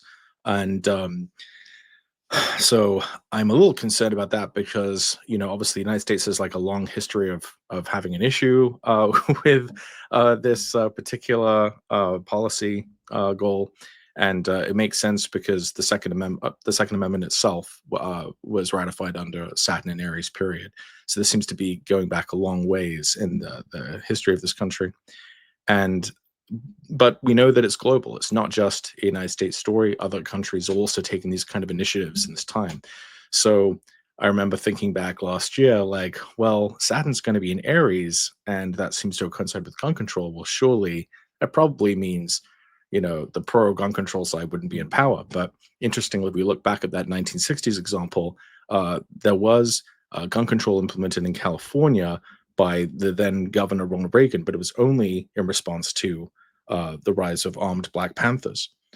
So unfortunately, in our current context, that makes me think like there may be restrictions on weapons that are more targeted and not necessarily, we may get gun control, but like not the kind you might like. And so I just kind of want to prepare people for that. And the other sort of insight I had was, well, okay, let's think really basic. Saturn, it likes to build things or build sort of institutions or build walls. That was where we heard a lot of talk about a wall being built when Saturn was in Capricorn. And of course, when the Berlin Wall was first constructed, was when Saturn was in Capricorn. So there seems to be this big theme on walls with Saturn in Capricorn. Well, Saturn in Aries, that would seem to suggest a wall made of fire. And of course, that's the word we use for blocking internet traffic. And when you look back, when China instituted their own firewall, that was when Saturn was in Aries square Neptune in the late 90s. And so one of the things I'm sort of expecting we'll probably see a Saturn and Neptune moving close together is probably the erection of a global firewall of some sort, because Neptune tends to globalize and distribute. So not really looking forward to that either. So I would say, you know, if you are hearing this and going like, okay, this sounds kind of alarming, maybe look into a satellite internet, maybe an independent one, maybe one from outside of your country. And I won't make any recommendations surrounding weapons, but, you know, if you're concerned that you may not be able to have access to that, then I guess you'd have to think about what you might do about that. Now, I want to say one other thing about Saturn in Aries, because actually Sam reminded me of this. Before I was a teacher, I was a music teacher for 5 years. Before I was a music teacher, I was a substitute teacher. And so I've Saturn in the 5th. This is my particular, I guess, burden is dealing with kids. And I think Saturn in Aries is like an elderly substitute teacher trying to desperately keep control over a classroom of unruly jocks who just don't care that he's in charge. And I think that's how I kind of conceptualize Saturn in being fallen in Aries. Saturn doesn't get respect in Aries. Those jock kids do not care to be ruled over by the elderly substitute teacher who's just trying to do his job. And I think we see the same kind of attitude with respect to people who are very virulently pro-gun rights versus people who are trying to control the ownership of guns. Yeah, Saturn doesn't get a whole lot of respect. We typically, depending on the issue, people understand the need for certain regulations. But for that particular issue, do you think that gun owners hold a high opinion of the government trying to regulate their weapons?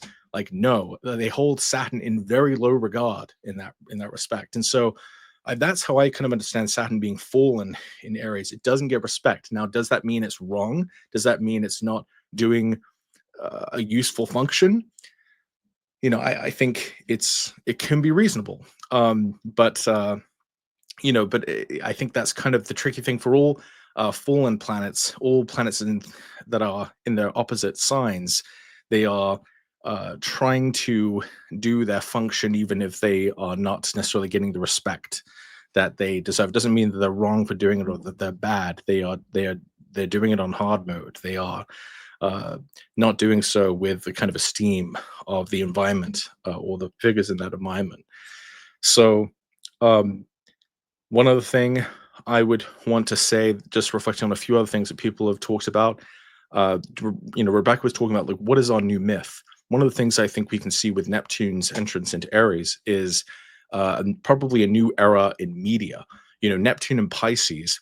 Neptune entered Pisces right as Disney bought Lucasfilm, right as Disney bought was producing the Marvel Cinematic Universe, and we had this incredible Neptune in Pisces run of basically making every comic book nerd's dreams come true. With these very escapist, fantastical, nostalgic throwback type franchises. And it's interesting now with Neptune now coming to the end of Pisces and with Saturn coming to this conjunction with Neptune that we're kind of seeing the closure of a lot of these things. We're getting these concluding Avengers movies coming out, with this conjunction, and we're seeing the end of the Stranger Things show, which started at that conjunction in Pisces. And so I think one of the things I'm anticipating with Neptune and Saturn moving into this new sign of Aries, that we're probably going to be moving away from the watery streaming era, the watery, nostalgia-driven Pisces environment of media consumption, and probably moving towards self-generated or self-directed or immersive VR types of entertainment, and melding or merging experiences of cinema with VR interactive storytelling and kind of self-driven storytelling, where you're actually kind of the hero of the story and you're on your own kind of hero's journey. So instead of a studio having to spend millions of dollars on a Star Wars movie and hope that no one spoils it, or leak spoilers, they'll just send you a download basically of an interactive experience, which you would be the center of that story, and you make your own story. And that, especially with the way AI tools are going and the decimation we're seeing kind of the future of a lot of jobs in Hollywood, the only job left will be director and writer, and that will be something anyone can do.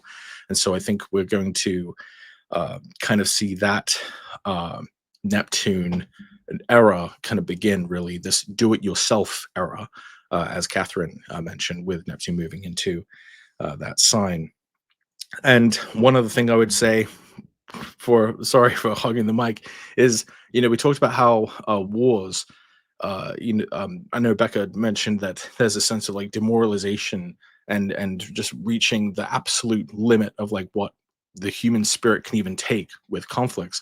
But I think another thing to keep in mind is that with Saturn-Neptune, we're seeing the questioning of borders, and borders are definitely something that can spark conflict. So right now we have someone who wants to rename bodies of water, for example, while Saturn was conjunct Neptune in Pisces, right?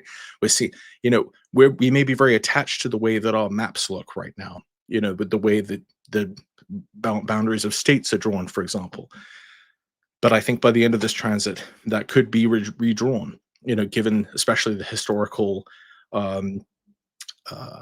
throwbacks, we're seeing to other times of self-definition for the country. So I think, when no one's at the helm, when the president is not doing their job, essentially, that's when you get a do-it-yourself environment again, throwing back to Catherine. So there's just a few threads I kind of was connecting while I was hearing you, and that's kind of what I think of Saturn in Aries. It's, I think of that substitute teacher, and I think of my own experience with substitute teaching, which wasn't quite as bad as that. But yeah, anyway, that's what I have. Thank you, Patrick. That was awesome. I really appreciated some of those perspectives that you brought in. And thank you to everyone. This has been just awesome. One thing that came to my mind, and I mentioned this at the very tail end of a presentation I did at NORWAC recently on Neptune and Aries, where someone said, well, what do you think about, Saturn and Aries? Give us a few thoughts. And I remembered another thing that was happening in the late 90s in my own life while Saturn was in Aries, speaking to that downfall of solar figures, that theme. So my father, who's a minister, was basically, he was in the midst of his Uranus opposition. There were marital affairs happening. He was starting to drink, and he was a minister. And this was all sort of behind the scenes. And I was seeing it happen, and really nobody else was. And the one thing that I came to my mind, it just popped into my head when someone asked me in the talk about Saturn and Aries, is like, yeah, I remember my mom and sister were gone on a trip. And my dad had gone out to do some of this more secretive drinking that he was doing. And he came back just wasted, and he could no longer hide it from me. It was like me and him. And I was like, I have to help him to the bathroom to throw up. And it's clear now. There's no more facade. He knows that I know exactly this fall from his grace and his position and his integrity that's happening. And I remember thinking, he doesn't deserve my help right now, because I was so angry at his shortcomings at that moment as a 17-year-old kid or whatever I was. And so the other image that comes to my mind is Patrick was mentioning like Saturn and Aries, like not getting the respect. It also might be a Saturn and Aries that represents a Saturn and Aries that's like, I need help, right? Like, I just thought of like how apt that is, and how we can also turn the jewel perhaps and think of, what are the wounded figures that are represented by Saturn and Aries that are going to show up somehow. I also had a client one time with a Saturn in Aries who, when he was a kid, he was part of a military family, and his father died in combat. And I can't remember if it was the Gulf War or what it was, but anyway, so he grew up basically without a father, and then he had a string of temporary sort of stepfather figures who were all just like awful. And I kept thinking about Saturn and Aries in his chart, and how he had to deal with the loss of this figure, this kind of broken father figure in his life that died and then wasn't there, and had these poor substitutes. And that there may also be some element of our work while Saturn and Neptune are in Aries that has to do with, how hard is it to want to turn our care, compassion to people that resemble Saturn and Aries that may not deserve it? You know what I mean? What happens when the person you least align with ideologically, that is most an enemy, somehow is wounded and needs your care or my care or our care? And how do you, the question for me in that moment is like, I'm not condoning your behavior because I'm walking you to the bathroom to puke right now, Dad. Like, and I remember like, do I say that? Or do I have to say that? Or, like, does it go without saying that I don't condone? Like, that's like tricky when, especially when I was like just a kid or whatever. But yeah. So anyway, that just came to my mind because that substitute teacher image was like so perfect. And then it reminded me of that other, I guess, the kind of inverse image, like a broken Saturn that needs help. Jason, what do you think? Yeah, I want to respond partly because I'm going to have to go to have my Aries. I'm a very competitive volleyball player, and I need to go win. Yeah. So all right. that's part of it, and I have a good volleyball metaphor to bring to what you just said. Because for me, I think right, we are all going to be with those Saturn and Aries, and we also are all going to be that, meaning not have it together, not be able to, organize ourselves. Everyone is your father, right?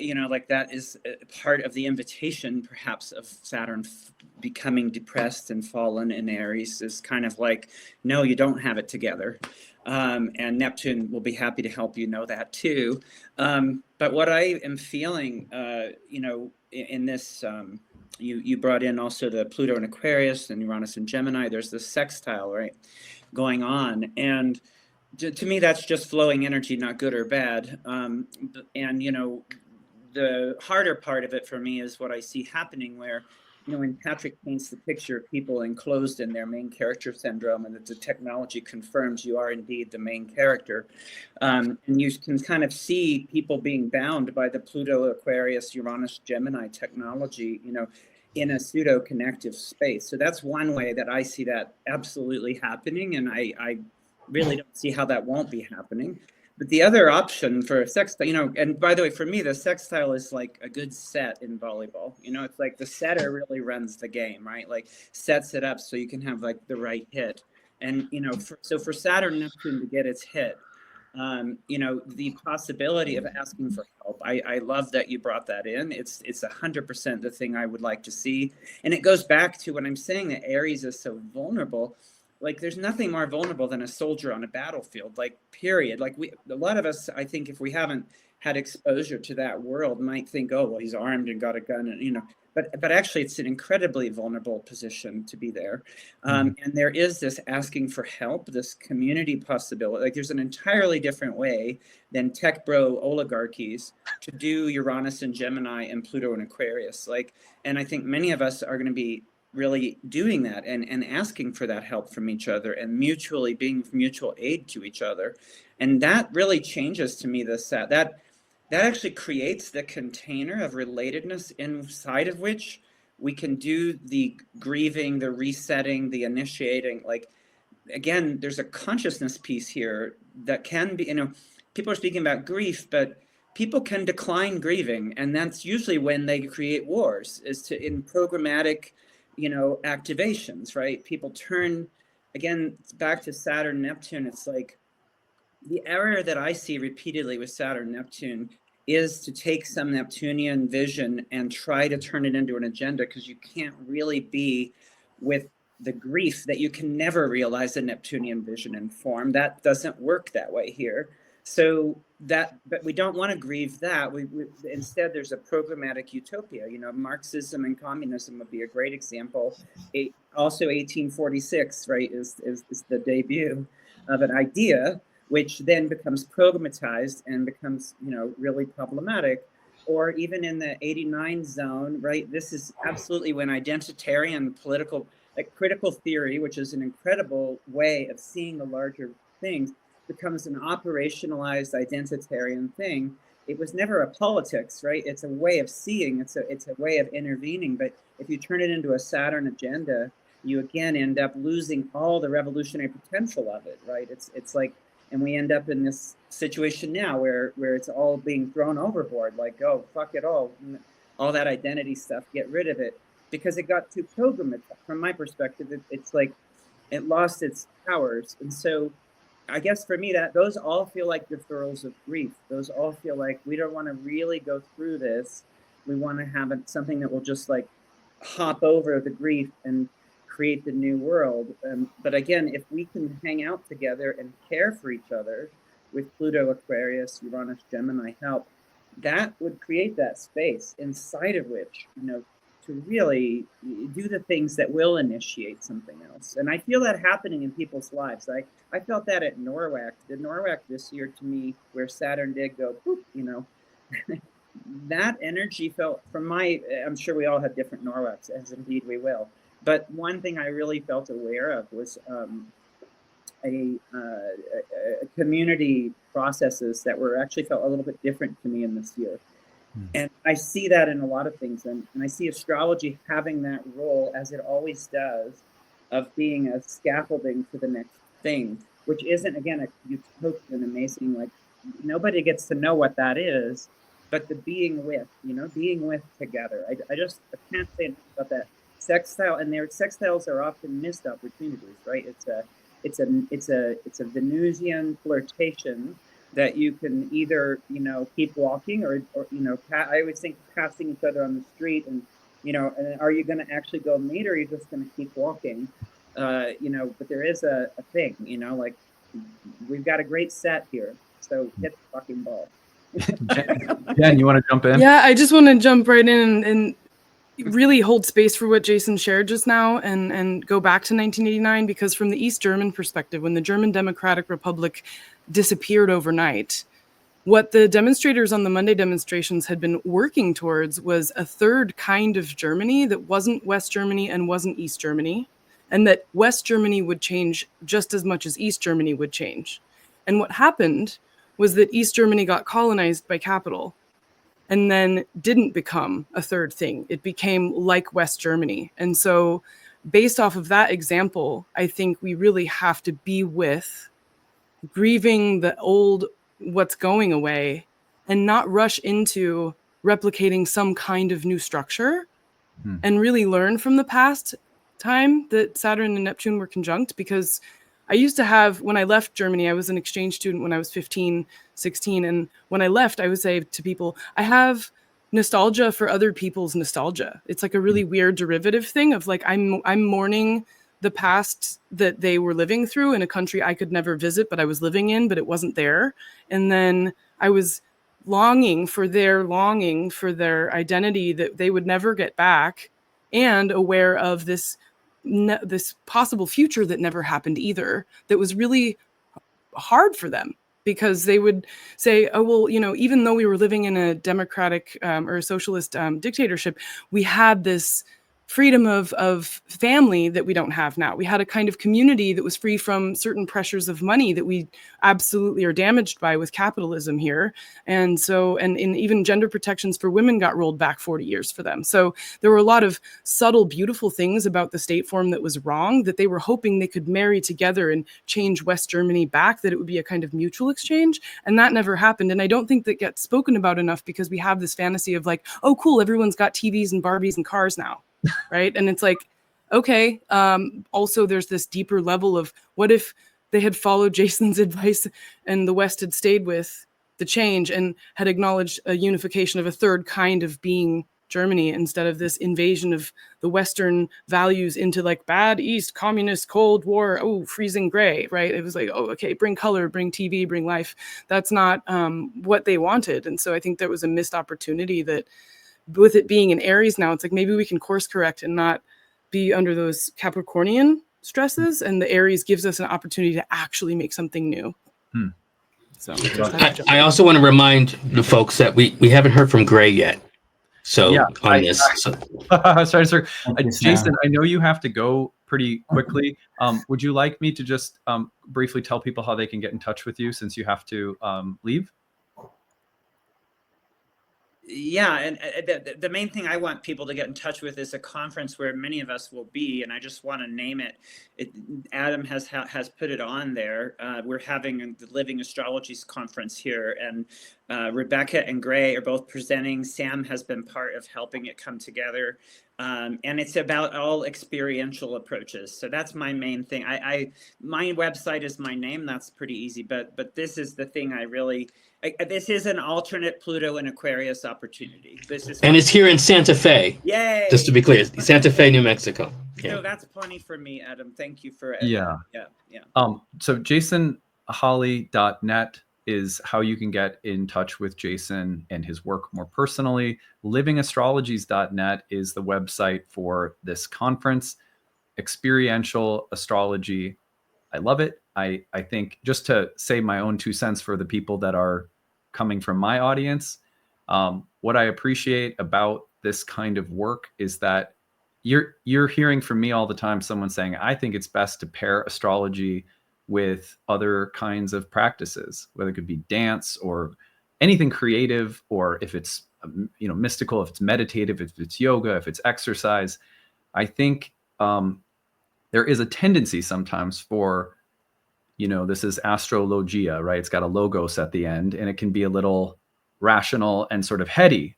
And so this is a really nice opportunity to bring astrology into the body. I would say, Jason, is that an accurate way of putting it? And into felt experience. Yeah, for sure. I mean, we will be dancing, we'll be doing astrodrama, we'll be doing mythodrama, we'll be making art, making talismanic art, and I think everybody's already doing this, so that we aren't the center of this. This is a mycelial activation. That's all it is. This is going on all over. Lots of people are doing it, but it's quiet, but it's already happening. So we're just infusing the mycelium. That's what this is. And I mean, many people on this panel do versions of this, but it's time to start being in communication about it and actually elevating the discourse and the processes and how we do this responsibly and meaningfully. So anyhow, sorry, I'm very excited about it. Yeah. No, you should be. I'm sure everyone on the panel agrees with me that we appreciate you for holding a point like this of light in the mycelial network. So, so thank you for that. I want to make sure that Gray gets a chance to respond to the second question that I asked everyone, which is, what do you think about these 2 planets in Aries? After Gray addresses this question, I have one final question for everyone, which will allow everyone to offer like a summarizing thought, or maybe some things that haven't gotten a chance to say that have popped up as we've gone along the way. But Gray, what do you think about this combination in Aries? Yeah, one of the things that's so important about it that we've already been talking about some is the fact that we have this Aries point world axis activation, and then we go back into Pisces, and then we come forward again.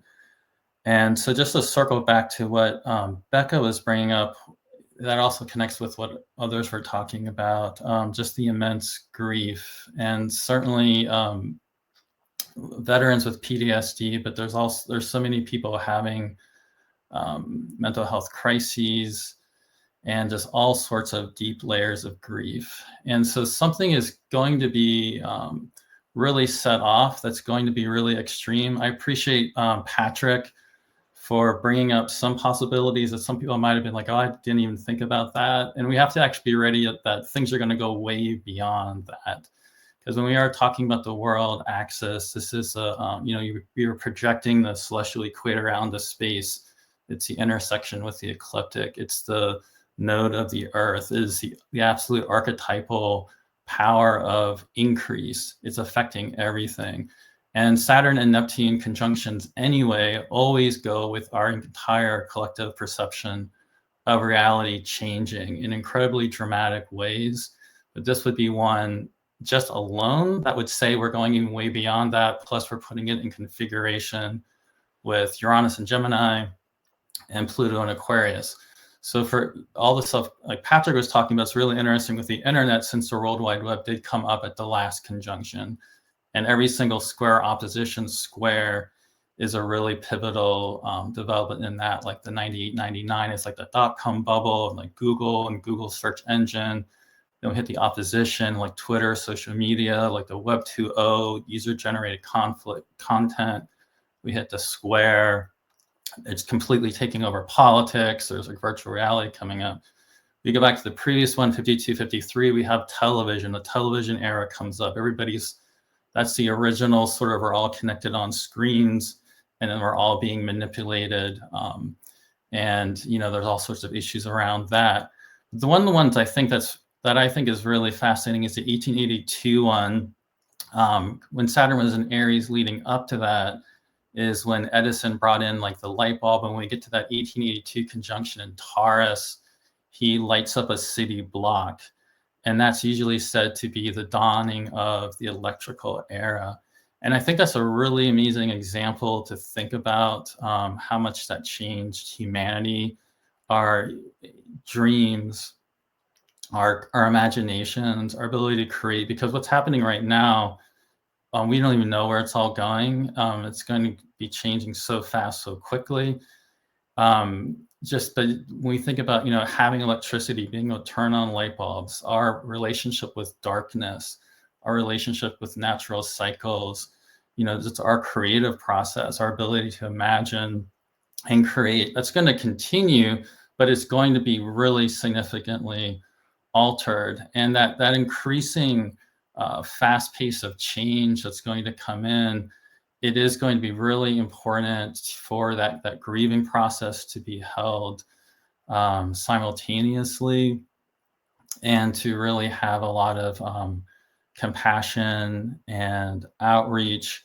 And because things are going to be changing, and things are going to be, falling away that you thought could rely on, Patrick's absolutely right. There's such too many examples to go through, but whether it's empires falling, whether it's borders dramatically changing, this happens almost every single time Saturn-Neptune comes together.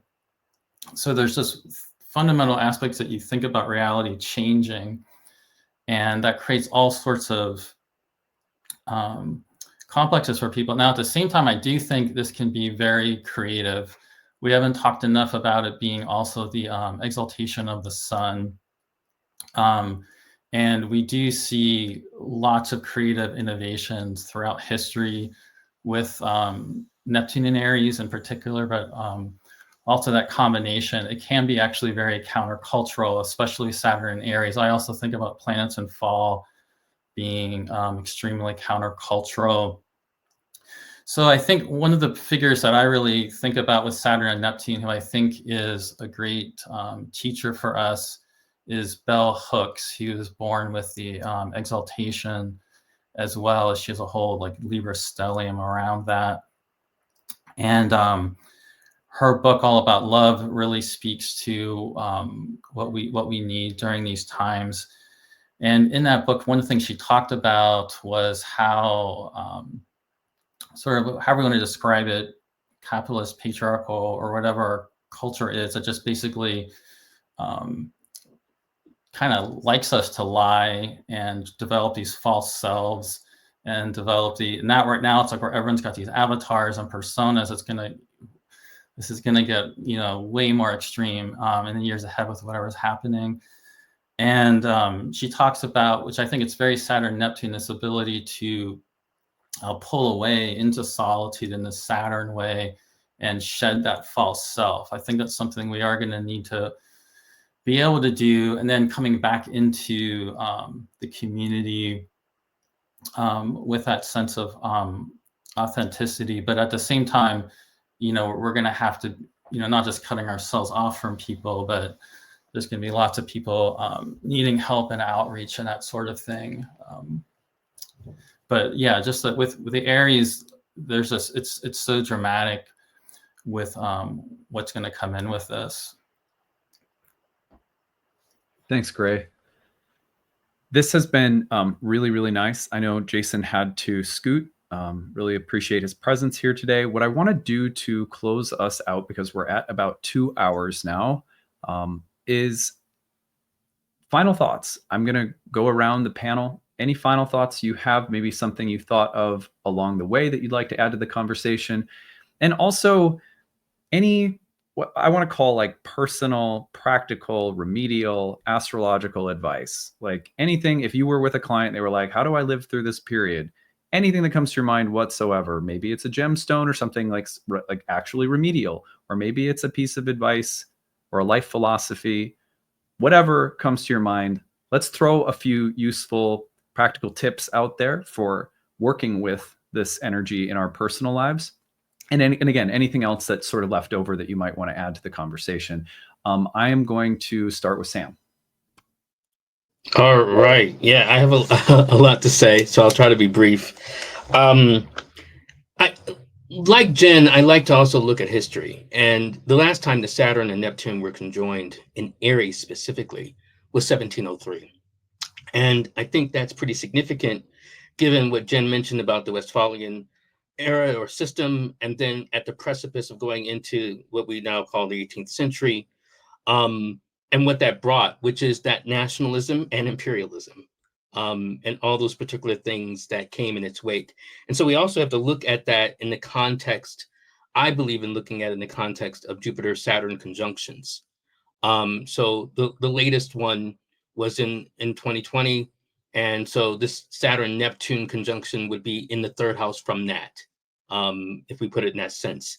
So this definitely testifies to what both Patrick and Gray have talked about related to media, and for us to think about that. So I'll have more to say in just a minute about that, but I think that's something for us to process.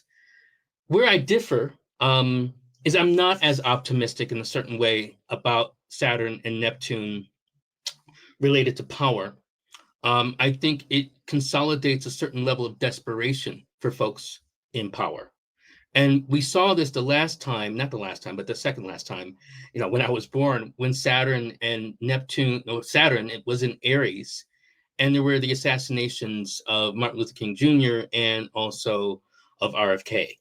And what's interesting is to see the parallel now, the ascendancy of RFK's son, as Saturn is in Aries, and dealing with the level of power. The other time we experienced challenges to power, but it didn't necessarily coalesce, was in 1996, 97 with the impeachment of Bill Clinton, which didn't lead to his full impeachment, but it was a challenge related to the authority of the president.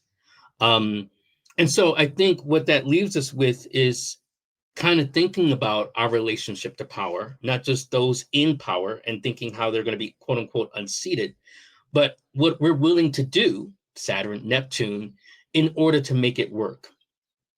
And I think that becomes important, especially for those of us who are more activist leaning. And this is where I draw in Rebecca's beautiful point about our new myth for humanity and what we want. Because one of the things that's interesting about the last time that Neptune was in Aries, it also gave birth to a level of literary fervor about the idea of what humanity could be. H.G. Wells, all these different people who emerged at that time to kind of dream what humanity could be, and even starting to articulate what we now know as a kind of science fiction and all these particular things that kind of start to coalesce.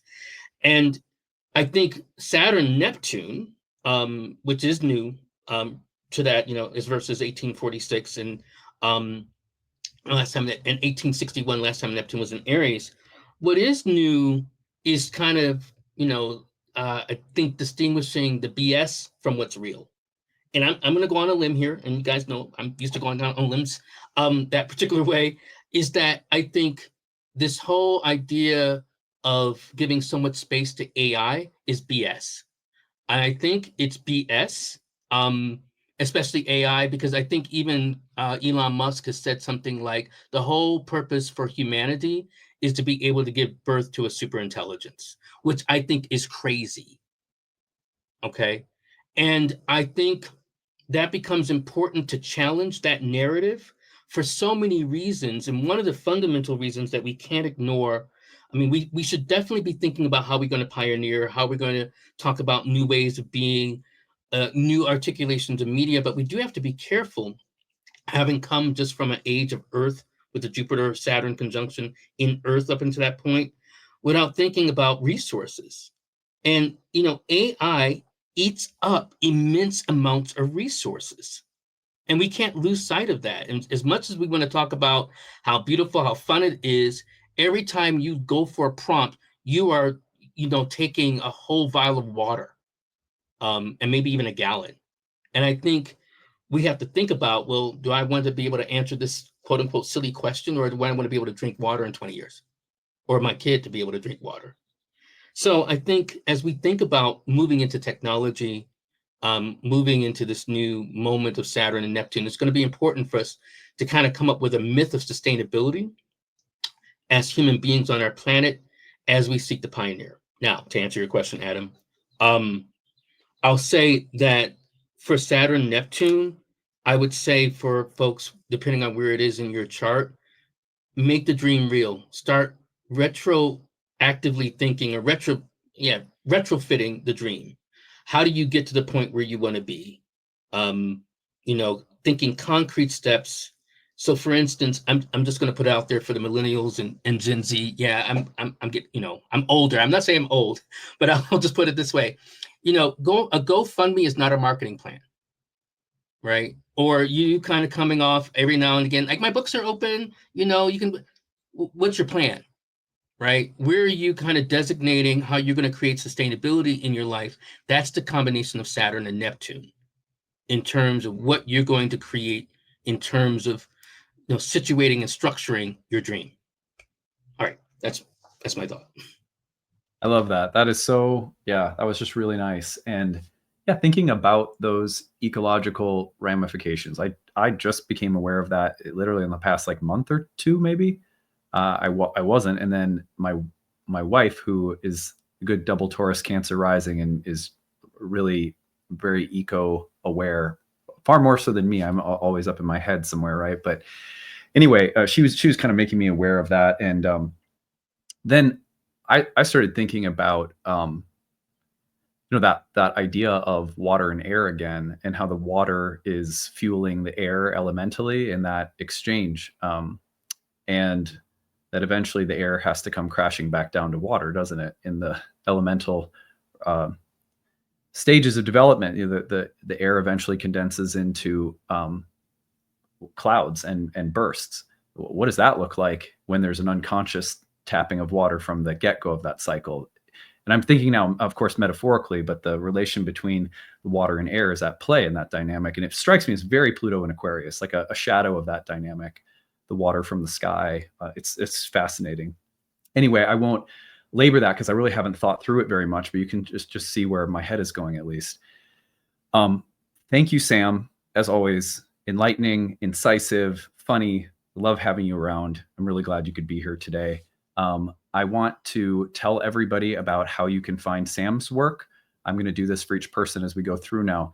Sam's very good work can be found at unlockastrology.com. I think he has like 3 or 4 talks he's done for my students over the years. We're going to try to get you back sometime soon, Sam. It's been a minute since we've had you out, so we'd like to get you back. A fantastic astrologer to work with. I have no idea like what you have retreats, anything you want to plug real quick, Sam? I am going to be doing something with Kepler College, and that we are going to have a symposium in September. So be sure to check that out. So that's I believe I should know the dates by heart, but 5th through the 9th. But okay. But early September. And I assume that you'll be at UAC in 26 as well? Inshallah, 2026. I hope to be at UAC. That probably is the next time that the majority of us will be together all in person, I would guess. But anyway, that's fun. Okay. Thank you. Yeah. Thank you for being here. I'm going to go next to Becca. Becca, any final thoughts, any words of advice? There's so many different things that have been sparked by this amazing conversation. I love being here and learning from all of you. It's really such a privilege and an honor. Let's see if I can weave this together. So with the ecological themes, a number of years ago, I did, under the last Saturn-Neptune square, I did research looking at correlations between Saturn-Neptune alignments and drought, and was amazed to see very significant correlations there. For example, the Dust Bowl that had such a devastating effect across North America happened in the mid-1930s under the Saturn-Neptune opposition at that time.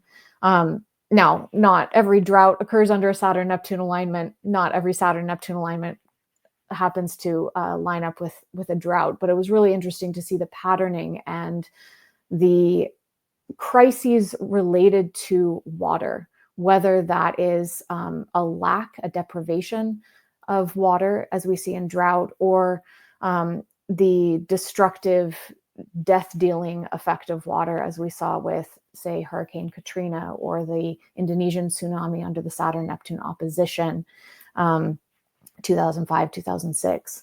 So I think that these ecological themes, as particularly related to water, are going to be coming more and more to the fore of our consciousness.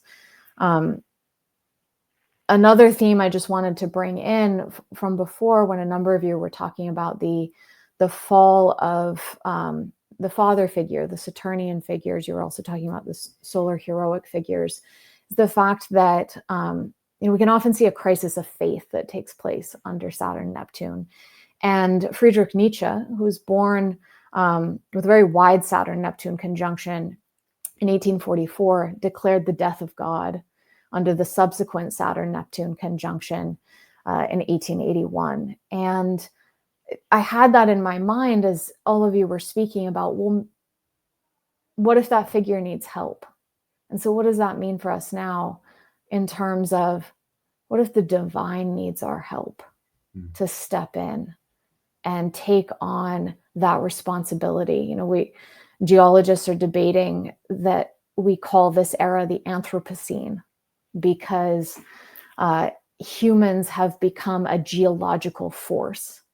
And with that power, we're taking on a responsibility collectively that I don't think we have the collective consciousness yet to be able to do. And this question of, there's so many negative sides to globalization. You can take a different approach, though, as we're talking about, in terms of this kind of erasure of borders, of boundaries, of entering into what Edgar Morin calls a planetary era. What does it mean to step into becoming a planetary civilization for the first time? So these are just some of the themes that have been on my mind lately in relation to this conjunction that we're in, and connecting to some prior themes. So, and in terms of practical advice of surviving through a Saturn-Neptune era, I think creating space for those feelings of grief and loss and mourning, not turning away from it, but being with it. Listening to great music that lets you actually emote that. I'm thinking of Samuel Barber's Adagio for Strings, which he was born with Saturn-Neptune. He composed under Saturn-Neptune alignment. I know people who've gone through a Saturn-Neptune personal transit, well, they'll just listen to that piece over and over again because it lets you feel the grief and move it through.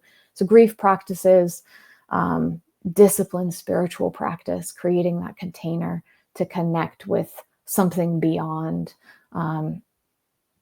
as a way to kind of bring meaning into the meaninglessness. I think something with Saturn-Neptune periods is we can often feel like, well, is there any meaning? Is there any sacred? Is there any divine? And then we look and realize that very experience is correlating with an alignment of two planets that symbolize that very thing, that there is meaning in the meaninglessness, that we're being reflected by the cosmos itself, in our very feelings of isolation from that very cosmos. So if through this period any of you are feeling that sense of being cut off from the sacred, realize that you're part of something larger that's reflecting that very thing to you in that moment. I also want to just say in closing that I want to stay on as long as I possibly can. And I also have a 1-year-old who's waiting for me, so I might have to dip out a little bit earlier. Interestingly, quite a empirical observation experience. My son has 0 degrees Aries rising. And so I've been watching as the Saturn-Neptune, he's born with Neptune right there, 1 degree from his ascendant, but watching the Saturn-Neptune cross his ascendant. And just days before Neptune moved into Aries, he started walking. And with so much of that Aries determination, and then on his birthday, Saturn moved into Aries, moved right onto his ascendant. And the next day, all of us in my home, like, you look older, you're you're a little boy now. You're not a baby anymore. And how quickly it seemed to happen on that day of his birthday. So I might have to dip out a little bit early, but I want to stay as long as I can to hear from the rest of you. So we'll just see when the screaming starts. Becca, that was awesome. Thank you so much for those thoughts. So many of which just I could feel resonating within me. A couple of things. You were talking about water. When Mars was going through its retrograde in Cancer, it was in my third house, and our local neighborhood water pipelines came under construction because of toxicity. And so we got a spring water service, where they bring the bottles to your house. You kind of have like, what are those, like office stands, or you can, so we got that. And I was drinking spring water, and I was like, oh my gosh, I don't think I've been drinking real water for a while. Just this, you could feel the minerals and the electricity almost like in the water. And I had this feeling, it was very instinctual. It was like, this is a little crazy. This is what everyone should be drinking. This is what everyone should have access to, real water. And all of a sudden I just thought, there's going to be a time not far off where we're going to have to like fight for our water, for rights to water. It was just like an intuition. It was really strong during the Mars in Cancer retrograde. And I can't help but think that, maybe that was a little bit of a prelude with Mars being the ruler of Aries to Neptune moving into this sign of Aries, where something like conflict around something so Neptunian like water could take place. Anyway, I was just that I brought that up. The other thing, when Saturn was in Aries and I was in high school, Becca, during that same phase I mentioned where my dad was really struggling and I was sort of one of the only people who really was witnessing it, I was so disturbed to find in his office one day a copy of Nietzsche's text. And I'm not sure if it was his text or if it was a sort of commentary, a further elaboration of his text, but the title of the book said, God is dead. And as a kid who didn't know anything about the context of what Nietzsche was looking at, that was a really shocking thing for me to see. And the other thing that was really interesting from earlier was that my dad's downfall paralleled within a month when I became aware of some of these things for the first time, the controversy with Bill Clinton, which I thought was like very, it's just like sometimes there's these parallels between what's happening in our personal lives and the expressions in the collective that are really fascinating.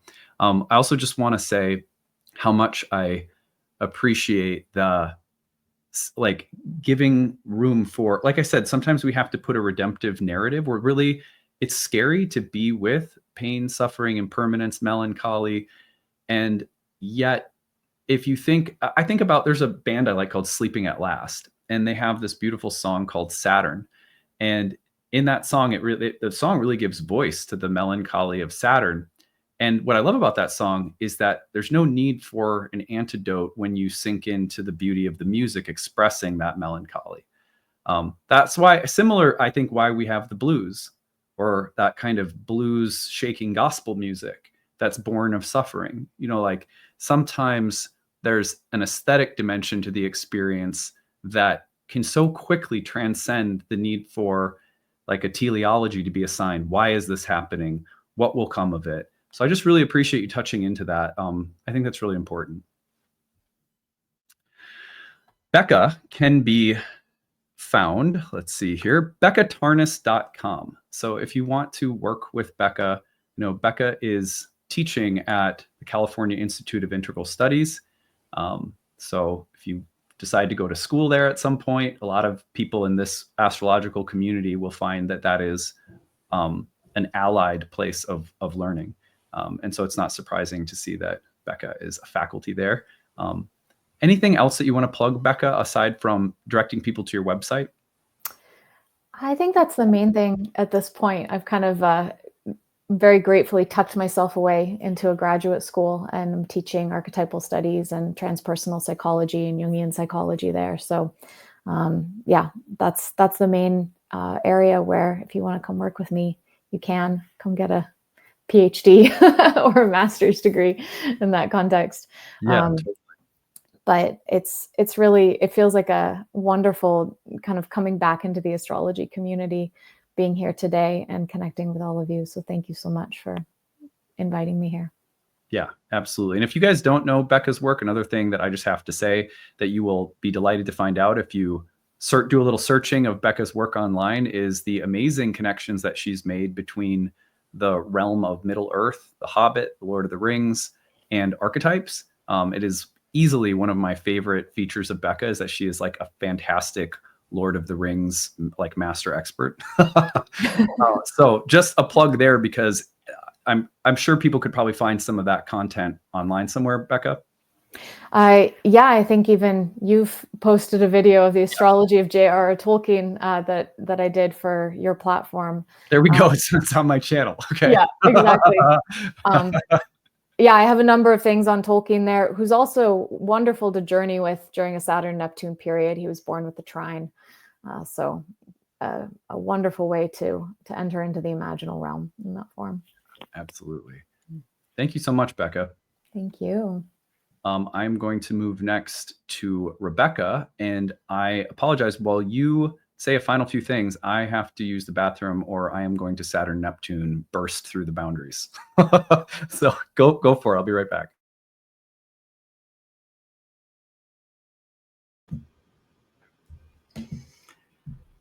Okay, hello.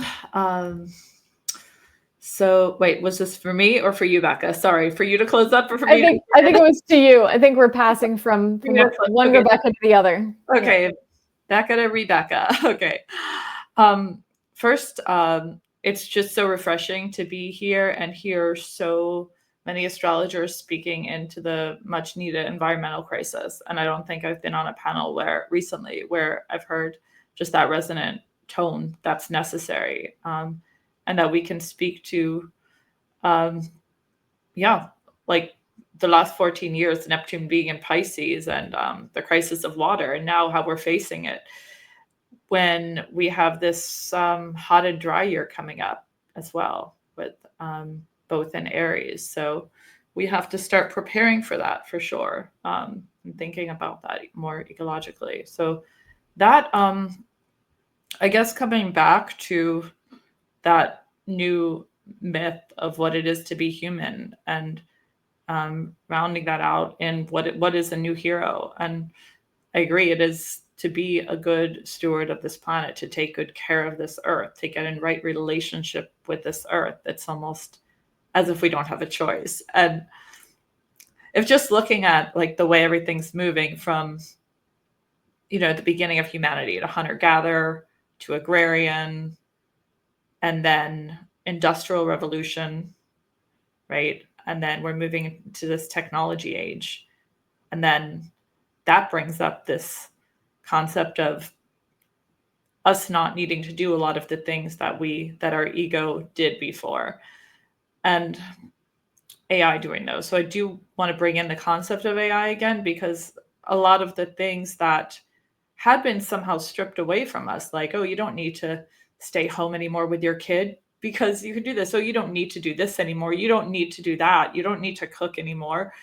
Machines can do all of these things that actually gave humanity a sense of value and joy and purpose, have ended us up in a mental health crisis, having all of these things stripped away that actually gave us some sense of joy and purpose, under the guise of capital. So I just think it's interesting to look at that right now, and to see, in this mental health crisis that we're in, like of depression, anxiety, and how much of our population's on medication right now. It's just astounding. And also to see like the, stripping away of all these things that actually gave us joy when we didn't realize. I think our humanity just allowed it to happen. Under the guise of gaining capital and progress and efficiency, being efficiency and capital being stacked as the highest order. So, there's that obvious mental health crisis too. And coming back to Aries and coming back to like, okay, what it is to be human. What is the human will? What do we need in service for us to be feeling alive? And what is our story here? I think the more we can talk about this and take action on it, but I want to just like underscore the action taking. Like, we're having these conversations right now, but like for everyone listening too, it's like, okay, what does that mean in our life tomorrow? What can we apply? How can we do an Aries thing? What does this mean to do things differently? And I think also all of this Aries energy says, you know, collectively, just do it. If you have an idea, if you have a business plan, whatever, don't sit on it and let it get stale. Like it needs to be emergent and in this moment. And we have to start trusting that instinct. And at the same time, like you're not in it alone. Like also the hero's journey has that very solo, you've got to climb the hard rocks alone. You've got to do everything alone. And I just want to give a nod to Libra.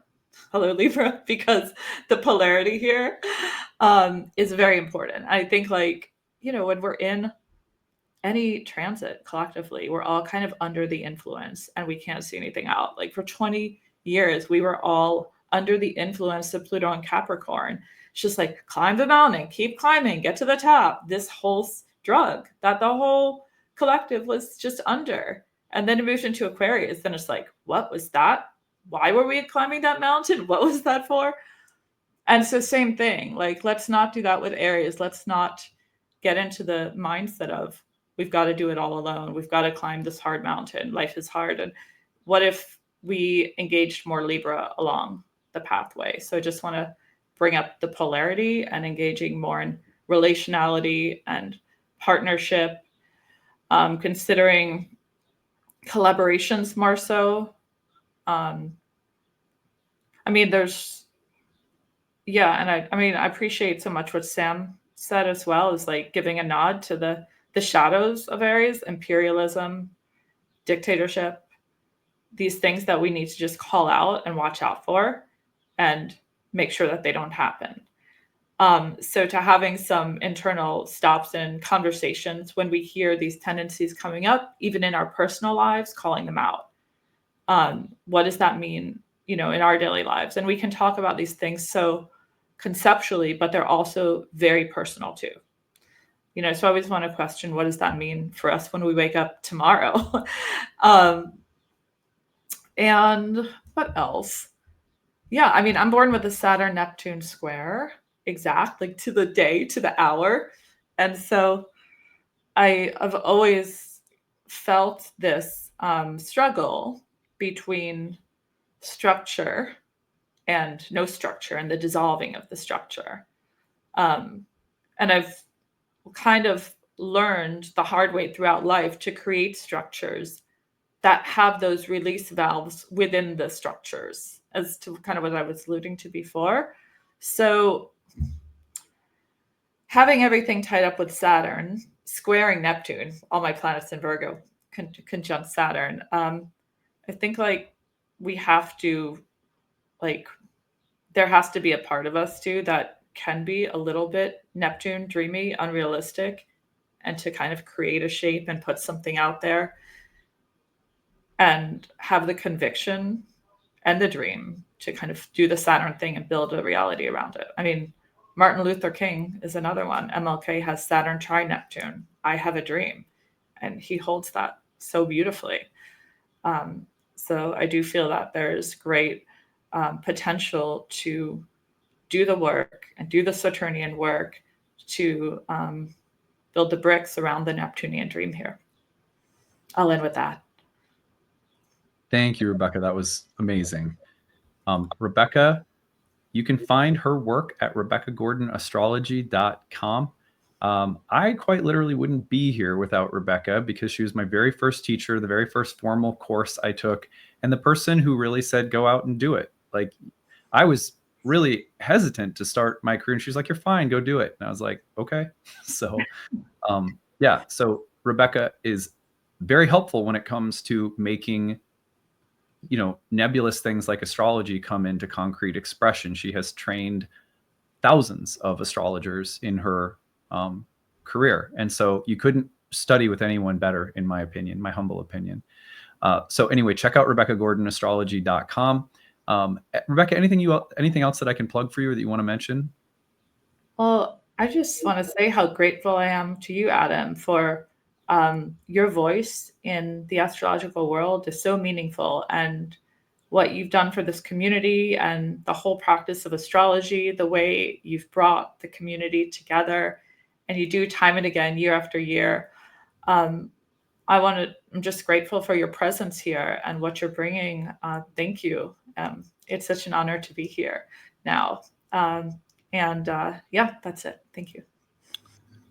Thank you, Rebecca. So again, you can find Rebecca's work, classes, webinars, a huge archive and library of material that Rebecca has created over the course of her career.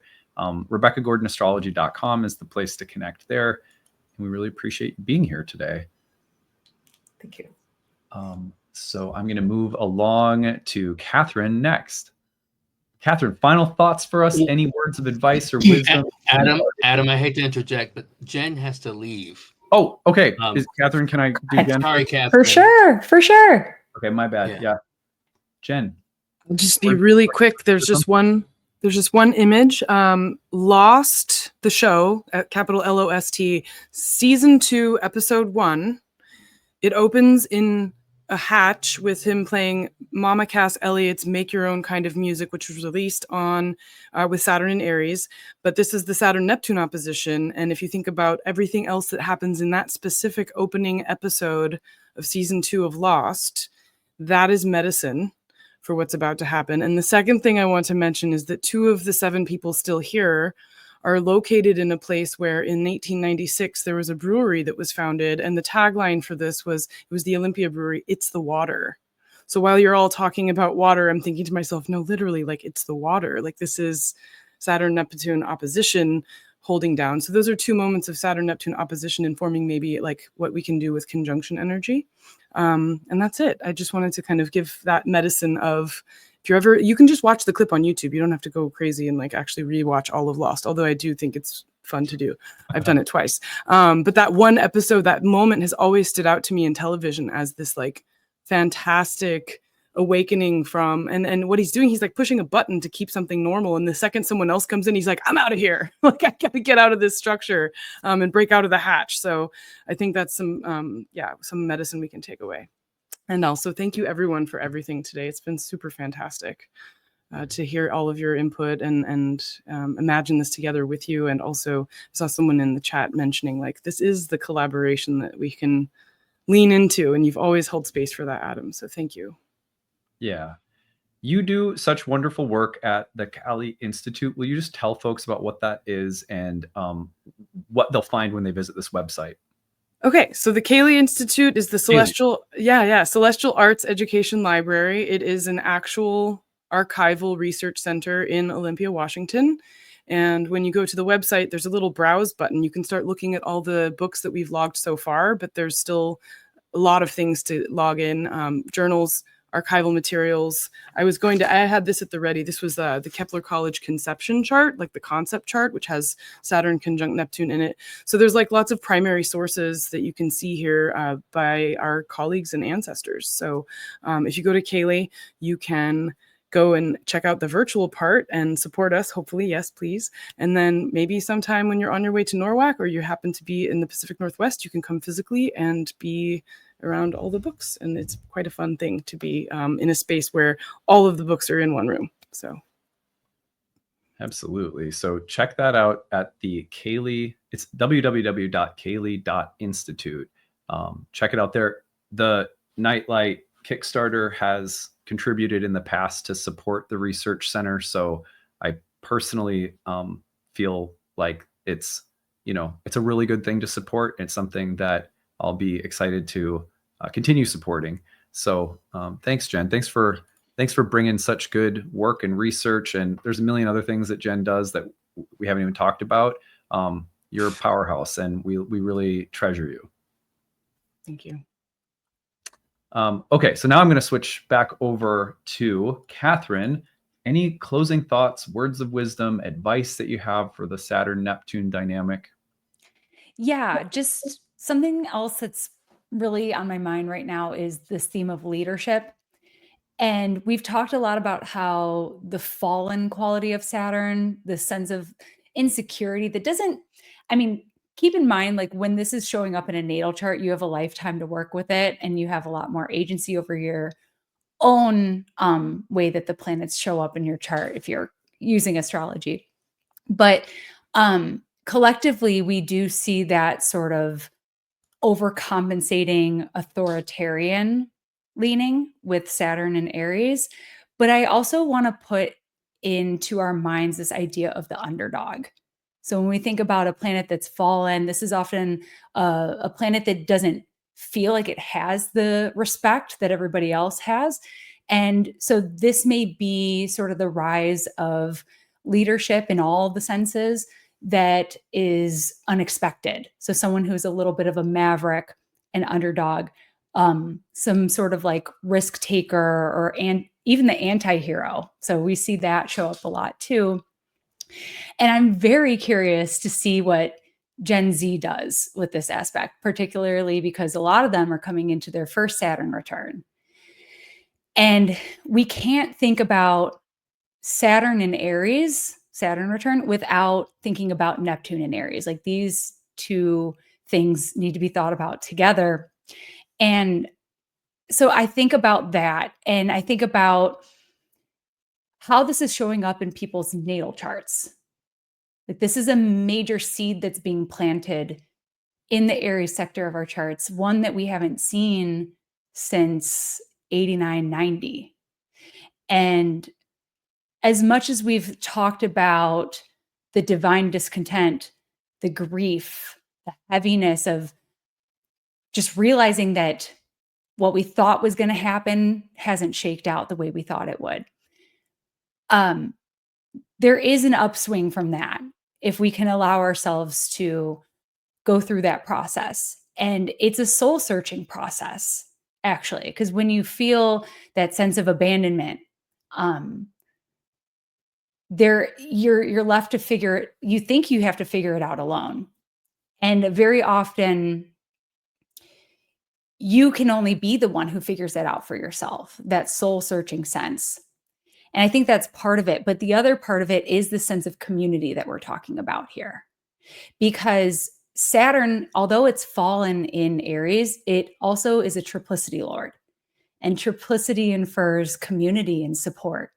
And so many of us feel like we're having to take the reins when we don't necessarily feel ready, or we're being pushed to do something hard in a time when we feel really stressed, or we're being forced to take the helm when we don't feel like the world is looking to us, supporting us in that way. And so looking to that sense of support, looking to that sense of community is important. So the thing I'll just end on is that I like to remind people, because a lot of people might have anxiety about this particular transit, is that this is a world building transit. So when we drop into that space of re-envisioning or finding the meaning, or that sense of feeling alone and soul searching, this is a world building aspect. So as it is an opportunity for us to make that dream a reality. And there may be some idealist motifs. Those are gonna sort of be guideposts for us. You know, Saturn may be saying like that ideal vision isn't gonna work out necessarily in the way that we ultimately hope it will, but to be brave enough to hold that vision for yourself in your own life anyways, because we need that sense of inspiration. We need that fire right now. So think about that. What are you building in this area of your chart? Yeah, I love that, Catherine. That was so awesome. So encouraging. I think that's really important. The invitation to accept the task of building a world. Like, wow, that's such a promising and uplifting way of looking at it. I just really appreciate you bringing that perspective. People can find your work at catherineurban.com. Catherine, is there anything you want me to plug or promote outside of the fact that I know for a fact that if you work with Catherine, you're going to be in the hands of a person who puts the soul first, who's caring and thoughtful and intelligent when it comes to astrology? It's just been awesome to have Catherine come and teach multiple occasions for the students in the Nightlight community, to share space on social media over the years where we all kind of produce and share content and stuff like that. So I couldn't recommend following Catherine enough. But any other work that you want to promote right now, Catherine? Thank you, Adam. Yeah, so I do have a class coming out. It's called Time Lords and Transits. It's an 11-week course, and we're going to be looking at transits, but more through the lens of annual perfections. So we're going to be kind of blending those two, and that begins in August. And I just want to say thank you so much, Adam. You're such a gem in this community, and it's such a pleasure and an honor to share this space with you. Thank you. Thank you. Yeah, totally. It's really funny because I was just reflecting on the fact that this panel came together. I'm going by whole sign as Saturn was at the 29th degree of Pisces in my 11th house. And it's been a couple of years since I've done more like really collaborative stuff. And all of a sudden I realized that I was like, oh yeah, I've been in a little bit of a creative hole. There's been a lot of things I've been building at Nightlight. And I was looking back to like when Saturn was in Aquarius in my 10th house. There was a lot more community stuff that I was doing. Saturn goes into my 11th for a couple of years and it's like quiet. Finishes. It's like at the last degree and it's like, boom, I have like the whole panel's back. I was like, oh, it's like, it's so funny. So I'm just really glad that, that you could join us this time around, and what an awesome addition that you made to the panel. And I hope you'll come do it next time we do it. For sure. Thank you. Let's go to, I'm going to go to Patrick next, and then Gray will round us off. Oh, you're muted. Yep. So,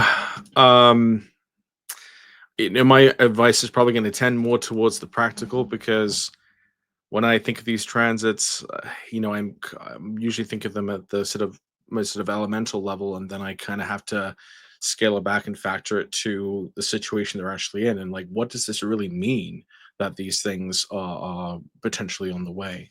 So I think the number one thing would be just to remember that, like, you're not alone in feeling this way if you're experiencing more of like the pit part of it, the dark night of the soul. One of the major keywords that I think really struck me as I kept hearing it over this talk was sovereignty. Sovereignty, I think, is going to be the new idealism of being separate or being independent. The do-it-yourself mentality. I think that's going to be a major theme that takes place over the course of Neptune's transit through this sign. We've talked a lot about the sort of watery connotations of the Saturn-Neptune alignments and the disturbing history of droughts and floods and other major stormy disasters. I think the 1703 one in Aries there was a major storm that kind of reshaped people's world in that time. So I'd say for water risk, stock up, have a plan for floods or droughts, assess your susceptibility and vulnerability to those kinds of events. I would also say learn self-defense, whether that means both, by forming local connections and strengthening your defense in that sense, in terms of having kind of local connections, or in strengthening your own capacities for self-defense. I would also, because Saturn and Neptune have to do with the disillusion of truth, or the murkiness of truth, or the complicating of truths, I would say, be really wary of misinformation, and the way in which you may be self-deluding. Be strategic about your online footprint. Scrub your feed and go with the trusted sources. I would say even secure alternative connections to the internet. Learn how to use AI tools. Don't trade your humanity for them. Learn how to use them responsibly to help you achieve your goals. I don't think we're going to be served by sticking our heads in the sand and pretending that these things aren't here. There was even a time when the internet was overhyped and there was a .com bust, but the internet, it was not a fad, and AI is not a fad. The current challenges surrounding it ecologically are super important, but those will probably be able to be overcome through engineering. But I think, speaking more broadly though, to these sort of environmental concerns, I think one of the big problems we have as a planet is that, we have it all backwards. We have planet comes last, economy comes first. Obviously, that needs to be reversed. Planet has to come first. This is the only place we got. Making money, that's got to be the last thing. Having said that, I still think that it makes sense to learn how to use these tools. at least to be aware of them, in the same way that I would say back in the 90s, learn how to use email. You're going to want to know how to structure prompts, etc. I would also advise everyone to secure the rights to your own content, license your image, license your texts, license your videos, license your own content, because I think when Uranus moves into Gemini, we're going to be moving towards digital doubles instead of your website storefront. You'll probably have an AI version of yourself. That's what I anticipate, is that we'll probably be moving towards basically creating our own customized AI data sets for each person, so that you have kind of a digital double who can kind of think and speak and talk and advertise like you. And it might seem kind of crazy and surreal and scary, and kind of, you might even have the ick from it, but I think that it's still something that we need to critically engage with, not to say that it's all good, but to be aware of it and to be cognizant of how that affects your intellectual copyright, property rights, etc., and copyrights, rather. I would also say guard your body as medical guidance shifts. And I would also say try to convert disillusionment into rethinking and reimagining institutions. Like we said, this is a well-built in transit. So the only useful practical thing I can think of with disillusionment is to dream of something bigger and better, or something more realistic. And I think overall we could even say, let's go for infinite sustainability instead of infinite growth. Maybe that is a better game plan for the planet and our own psychology. Like, human beings were not built for this. We barely handled the Industrial Revolution. We are completely out of our depth with the forces we've unleashed now. And unfortunately, it's us, that has to actually face it. And the last couple of things I'd say is keep art and irony alive. Like, that's like one of the last refuges. I think when all meaning has been completely stripped away and you're just facing the abyss, you should say, you should look into the abyss and just say, hey, sup. I think just, knowing that, like, we can get past these periods, and that the whole point is to go through it, it is going to help maybe go through it. But yeah, that's what I have to say about Saturn conjunct Neptune. Good luck and Thank you so much, Patrick. That was wonderful. You can find Patrick's work at patrickwatsonAstrology.com. I want to make sure, Patrick, that you have a chance to say anything about what you have coming up. I know we're going to also mention the Nechepso software, but anything you want to plug? I'm open. I'm no guru. I haven't said anything I've said today because I'm like some, incredible brain, or like I'm some shaman or something. Like, I'm a human being, fellow human being, and I do astrology, and so that's what I offer through my website. You can find the article I wrote on gun control and Saturn in Aries on my website, and of course I have all my services there if you're interested. But I will be at UAC next year. I was selected as a new speaker, and I hope to be back at NORWAC next year.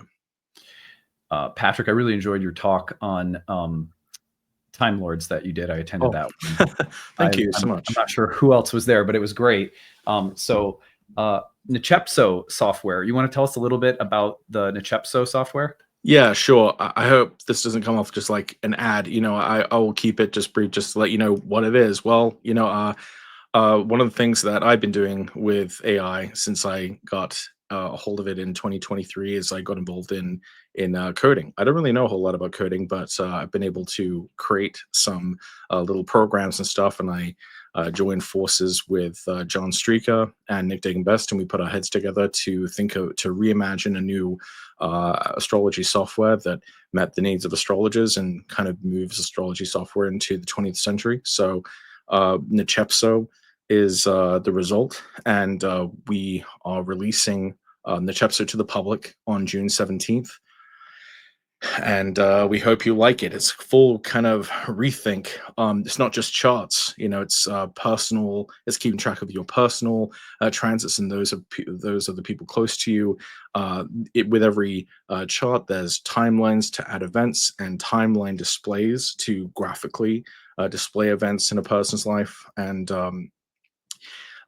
we think it's pretty incredible. And we are also developing an ethically compiled and ethically sourced AI, which we're reducing our environmental impact on that by making it locally hosted on your machines. I'm personally writing some of the data for it myself. We're getting consent for it. So I understand there's some good reasons to be skeptical of AI, but we believe that AI can be an assistant. I think the relationship between our tools and ourselves, that's, the tool is to assist you. We don't want, it shouldn't replace you. And I think that we've tried to strike the right balance of having this, the Nichepso AI be able to be kind of the ultimate astrologer's assistant. And it's only really going to be useful to someone who knows a lot about astrology. So that's still on the way, but the first version of it won't have it. And you wouldn't even have to use the AI with it if you didn't want to. So it's still a great program without it. So Nichepso, it looks beautiful. I think some of you might even gotten a chance to see it or play around with it if you were at the NORWAC conference, and I think it looks pretty cool, right?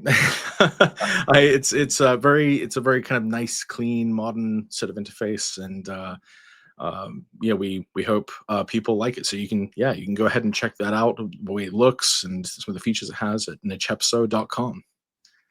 Amazing. I couldn't recommend that more highly. My curiosity was piqued at NORWAC when I saw it being displayed and demoed. Really cool. Very excited about it. And I just really appreciate the thoughtful line that you're trying to walk. It's really easy for us to polarize about things that are happening in the world. It's just like, immediately, if you're not a lover, you're a hater of something. It's like you're either all in on one side or all in on the other side. And I like that you're suggesting a careful, thoughtful holding of tension with these kinds of things. Yeah, I mean, I use it all the time, and I kind of hate it sometimes. I think the more you familiarize yourself with it, I think the more I guess respect or appreciation you kind of have for it, as well as its limitations. And and then that's not to say I've addressed every counter argument against. I think this is an ongoing discussion. And I'm actually trying to really understand some of the more deeper arguments kind of against us, so we can make sure that we proceed with this ethically, responsibly, and obviously the main goal is accuracy. But we have a system we think that achieves that. Yeah. It is that same thoughtfulness and like presence that I think you will find working with Patrick. So I couldn't recommend checking out his work, working with him on your chart, whatever the interest might be. PatrickWatsonAstrology.com. Patrick, thank you so much for being here today. Really appreciate it. Oh, thank you so much. I really wanted to speak to you at the conference, so it's kind of funny that this is the time we ended up speaking together. But I loved your talk on the 8th house, and thank you so much for having me. Yeah, absolutely. Can't wait to talk more. Let's see here. Gray, I think you're our last one to close us for the day. Any closing words of advice, thoughts that you have on this transit before we go? Yeah, well, just to reiterate what everybody's already thanking you for holding this space and organizing this. I think that's one piece of advice I would just have for everybody, is it's going to be really important with regard to what we've already been talking about, which could include environmental crises and the difficult trouble people could be having just with despair at times and facing the reality of the way things are changing, just to be really taking the responsibility to create the time and space just to have joyful experiences, to seek pleasure, and to get people together in community.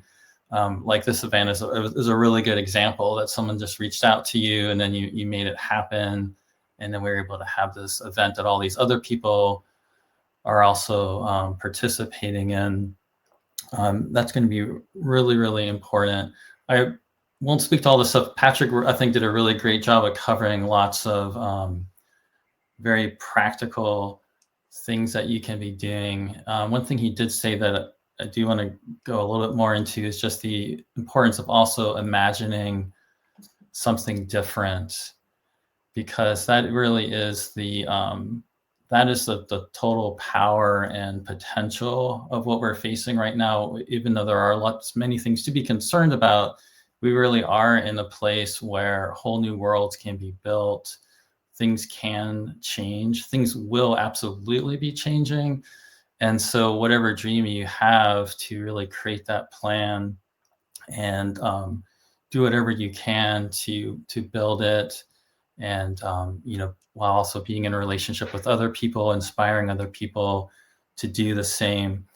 I had mentioned Bell Hooks previously, and just want to return to her again, because her book, All About Love, got a lot of popularity. Actually, the last time we came together that year of the Saturn-Pluto conjunction, and that came out around the time of the waxing square of this cycle.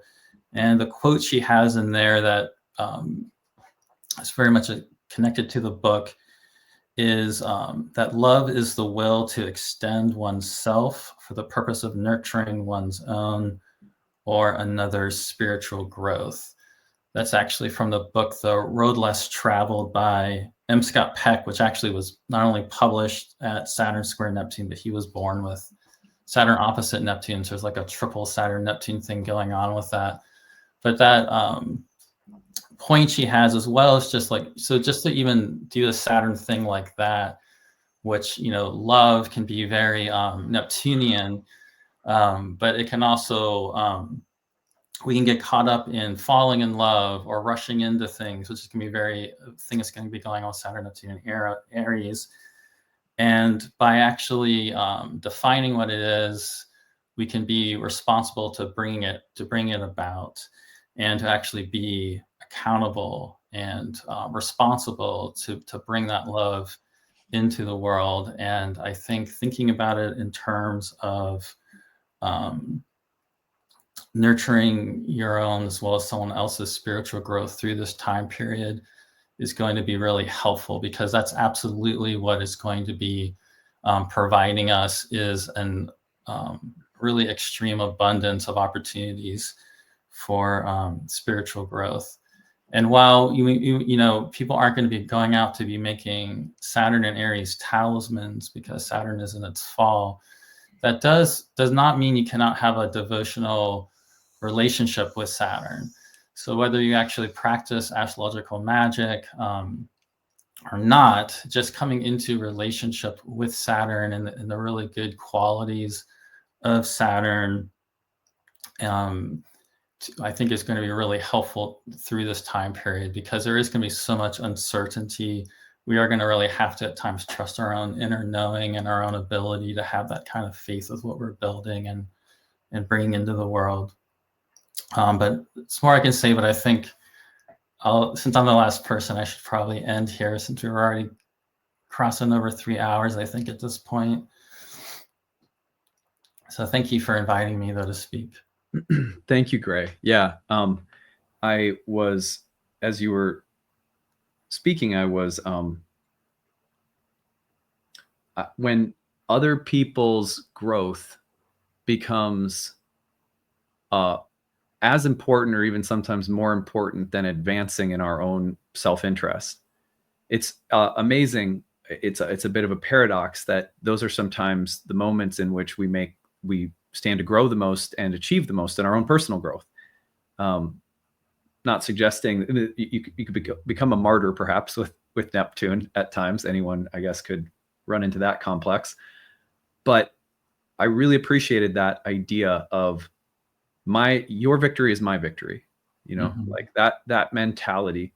I think astrological collaboration is that mentality too. It's easy in an industry that in many ways is about individual practitioners. We've got our workshops, we've got our schools, we've got our content, we've got our platforms, and we have to be tending those spaces regularly to make ends meet, to thrive, to make our businesses grow, whatever.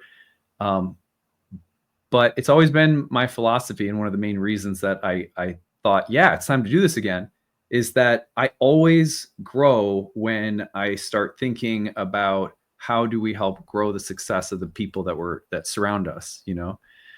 So I just hope that everyone listening to this will kind of feel like, you know, this is a win for building the courage, confidence of all of us as astrologers, of all of our offerings. There's a unique group of people that we'll run across, whether you're listening to this and you're an astrologer or you're on the panel, and that astrological collaboration is a better model than competition, but it still thrives on the same exact Aries edge, which is like, your success is my success, you know? So I love that point that you made, and just wanted to kind of drive it home myself. GrayCrawford.net is the place to find Gray. Gray, anything you want to say about your work or just what you're up to? Yeah, so you can follow me there. I also have a Patreon connected there. I recently started doing YouTube videos, so you can also follow me there. What's your YouTube handle? Just sorry. Gray Crawford Astrology, I think. Okay. Yeah. Something like that. If you search Gray Crawford in YouTube search bar, you'll find it, I'm sure. Gray Crawford Astrology, it'll come up. Yeah. Okay. Like Sam, I also teach for Kepler College. I've helped organize a Hellenistic astrology certificates that are happening there now, so people can check that out. I'll be teaching a Zodiacal releasing course later in the year. I'll probably be teaching some other courses that I'm not completely sure of yet exactly when those are going to be, that you can also connect with just by following me on my site, because I'll be announcing when those happen. I'm currently doing one with actually Jason, who was just here. I know we're going to do another one later in the year together, which is sort of an experiential astrology course online that's connected also with like chart work and stuff. And it's been a really cool collaboration that we've been doing so far with that. I will also be at UAC speaking with y'all next year. So yeah, thank you. I really enjoyed being here with all of you. Absolutely. Thank you so much. Sam, I'm forgetting. I think I started with you, didn't I? You did. Yeah. Okay, good. I'm just like, I want to make sure I didn't mess up. Okay, good.